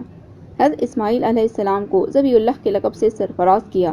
حضرت عیسیٰ علیہ السلام کو روح اللہ کے خطاب سے نوازا۔ حضرت موسیٰ علیہ السلام کو کلیم اللہ کہہ کر پکارا۔ اپنے محبوب حضور پر نور محمد مصطفیٰ صلی اللہ علیہ وآلہ وسلم کو قرآن کریم میں کئی محترم مقدس ناموں سے پکارا، نوازا، مخاطب کیا، یہاں تک کہ ان کے ذکر کو اپنا ذکر قرار دیا، ان کے نام کو اپنا نام قرار دیا، ان کی مدح سرائی کو دن رات اپنا شعار بنا کر ملائکہ اور تمام اہل ایمان سے فرما دیا کہ بے شک اللہ تعالیٰ اور اس کے فرشتے درود بھیجتے ہیں ان نبی صلی اللہ علیہ وآلہ وسلم پر، اے ایمان والو آپ بھی ان پر درود اور خوب سلام بھیجو۔ تقاضۂ محبت یہی ہے کہ محبوب کی ہر دم تعریف کی جائے۔ حضور پر نور صلی اللہ علیہ وآلہ وسلم اللہ تعالیٰ کے محبوب لاسانی ہیں، سید الانبیاء ہیں، حبیب کبریاء ہیں، تاجدار عرب و عجم ہیں، شفیع المذنبین ہیں، رحمت للعالمین ہیں، سراج المنیر ہیں، ساقی کوثر ہیں، اور اللہ تعالیٰ جل شانہ محب ہیں، یعنی حضور پر نور صلی اللہ علیہ وآلہ وسلم سے محبت کرنے والا ہے۔ اس لیے جب اللہ تعالیٰ نے اپنے محبوب صلی اللہ علیہ وآلہ وسلم کی تخلیق کر لی تو وہ تخلیق نور کی شکل میں تھی، تو اللہ تبارک و تعالیٰ اپنے محبوب حضرت محمد صلی اللہ علیہ وآلہ وسلم پر درود بھیجنے لگا اور اپنے ملائکہ یعنی اپنی مخلوق کو بھی حکم دیا کہ تم بھی میرے محبوب صلی اللہ علیہ وآلہ وسلم کی خوب تعریف کرو جس طرح میں کر رہا ہوں۔ اس حکم الہی کے تحت انسانوں کے لیے حضور پر نور صلی اللہ علیہ وآلہ وسلم کی ذات اقدس معطر و مطہر پر درود و سلام بھیجنا ضروری ٹھہرا ہے۔ اس کے علاوہ وہ محسن کائنات کی ذات مقدس بنی نوع انسان کے لیے اور مخلوق خدا کے لیے اللہ رب العزت کا سب سے بڑا قیمتی ترین انعام ہے، کیونکہ فلاح، بھلائی، عظمت و عزت کا جو بھی راستہ انسان کو ملا ہے وہ حضور پر نور صلی اللہ علیہ وآلہ وسلم کی وساطت اور وسیلہ سے ہی ملا ہے۔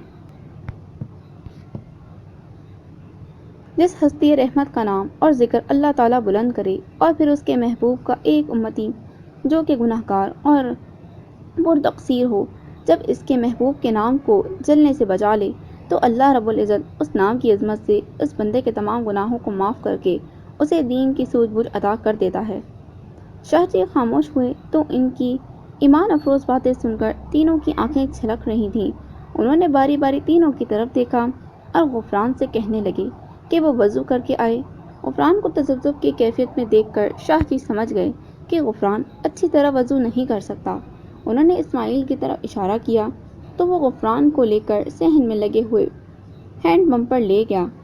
اسماعیل بتاتا جا رہا تھا اور ساتھ ساتھ نلکا بھی چلاتا جا رہا تھا، جبکہ غفران اس کے بتائے ہوئے طریقے سے وضو کرتا جا رہا تھا اور روتا بھی جا رہا تھا۔ شاہ جی نے اس کے دائیں ہاتھ کو اپنے دونوں ہاتھوں میں دبوچ لیا اور اسے دو زانوں بیٹھنے کا اشارہ کیا۔ غفران کے بیٹھ جانے پر شاہ جی نے اس کا بایاں ہاتھ اپنے اوپر والے ہاتھ پر رکھ لیا اور کہنے لگے کہ میں جو کچھ پڑھتا جاؤں تم بھی میرے پیچھے پیچھے کہتے جانا۔ غفران نے اس بات میں سر ہلا دیا۔ شاہ جی نے اسے 6 کلمے پڑھائے، ایمان کی صفات پڑھائیں، ارکان اسلام کے متعلق بتایا اور سمجھایا۔ غفران کو شاہ جی نے بیعت کر لیا تھا، اب وہ ان کا باقاعدہ مرید بن گیا تھا۔ حاجی عبداللہ اور اسماعیل نے اسے باری باری اپنے گلے سے لگایا تھا، بلکہ حاجی صاحب نے تو اسماعیل کو اپنی جیب سے 200 روپے دیے کہ جا کر مٹھائی خرید کر لاؤ۔ آج ایک اور پھٹکا ہوا اپنے گھر کو جا رہا تھا۔ اللہ کی مدد اور نصرت سے غفران سیدھے راستے پر چل پڑا تھا۔ اب وہ حاجی عبداللہ کا پیر بھائی تھا۔ غفران کی نظریں جھکی ہوئی تھیں، وہ اپنے آپ کو بالکل ہلکا پھلکا محسوس کر رہا تھا۔ ایک دم اسے محسوس ہوا تھا کہ اس کے دل و دماغ سے کوئی بہت بڑا بوجھ اتر گیا ہے۔ اس کے لبوں پر مخصوص مسکراہٹ تھی اور غفران کو خود محسوس ہوا تھا کہ وہ کتنے دنوں کے بعد دل سے مسکرایا تھا۔ اسماعیل مٹھائی لے کر خلاف توقع جلدی آ گیا تھا۔ حاجی عبداللہ نے ڈبہ کھول کر شاہ جی کے آگے کر دیا۔ انہوں نے بسم اللہ الرحمن الرحیم پڑھ کر ایک ٹکڑا اٹھا کر حاجی عبداللہ کو دے دیا اور پھر ایک ٹکڑا اسماعیل کو دے دیا اور آخر میں ایک امرتی غفران کو دے دی۔ انہوں نے بسم اللہ پڑھ کر کھا لی تو شاہ جی غفران سے مخاطب ہوئے، اپنے تمام معاملات اللہ تعالیٰ پر چھوڑ دو، مذہب کی طرف توجہ اور دل جمعی سے لگن لگاؤ۔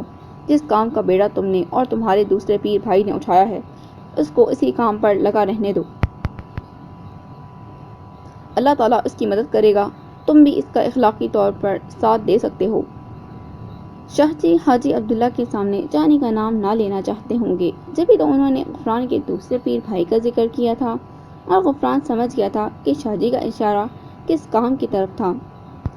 5 وقت کی نماز کی پابندی کرو حاجی صاحب۔ شاہ جی پھر گویا ہوئے تو غفران نے اپنے ذہن کو جانی کی طرف سے ہٹا کر ان کی طرف دھیان دیا اور ان کی باتیں غور سے سننے لگا۔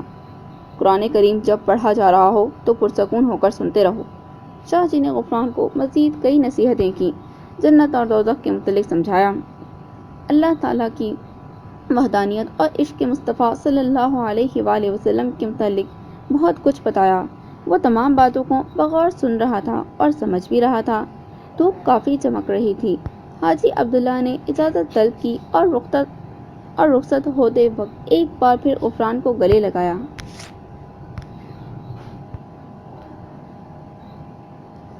اب شاہ جی نے غفران کو بھی اجازت دی اور کہا کہ اپنی ماں جی کو میری طرف سے مبارکباد دینا۔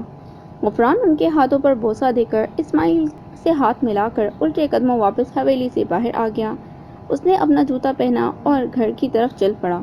وہ اللہ تعالیٰ کا ممنون تھا کہ اس برکت والے رب نے ایک گناہ گار کو فقط ایک ہی لمحہ میں، ایک ہی نظر میں گناہ آلودہ زندگی سے نفرت کرنے پر مجبور کر دیا تھا، اور دوسری طرف ایک ہی نظر میں عصمہ کی نظروں سے محبت کا پیغام بھی سنا دیا تھا۔ محبت اور عشق نے اس کے دل میں جگہ بنانا شروع کر دی تھی۔ اب وہ بدمعاش اور غنڈہ نہ رہا تھا بلکہ محمد غفران بن گیا تھا۔ انہی سوچوں اور خیالات کی یلغار میں وہ گھر کی دہلیز تک پہنچ گیا۔ اسے شدید حیرت کا جھٹکا لگا جب اس نے شیخ عمر حیات کی گاڑی اپنے دروازے کے سامنے کھڑی دیکھی۔ وہ اس گاڑی کو پہچانتا تھا، سینکڑوں مرتبہ اس میں سفر کیا تھا، لیکن ان کے دروازے پر اس گاڑی کا موجود ہونا یقیناً کوئی نہ کوئی بڑی گیم ہو سکتی تھی جو اس وقت شیخ نے کھیلنی شروع کی تھی۔ وہ ہر طرح کی پریشانی کا مقابلہ کرنے کے لیے ذہنی طور پر تیار ہو چکا تھا۔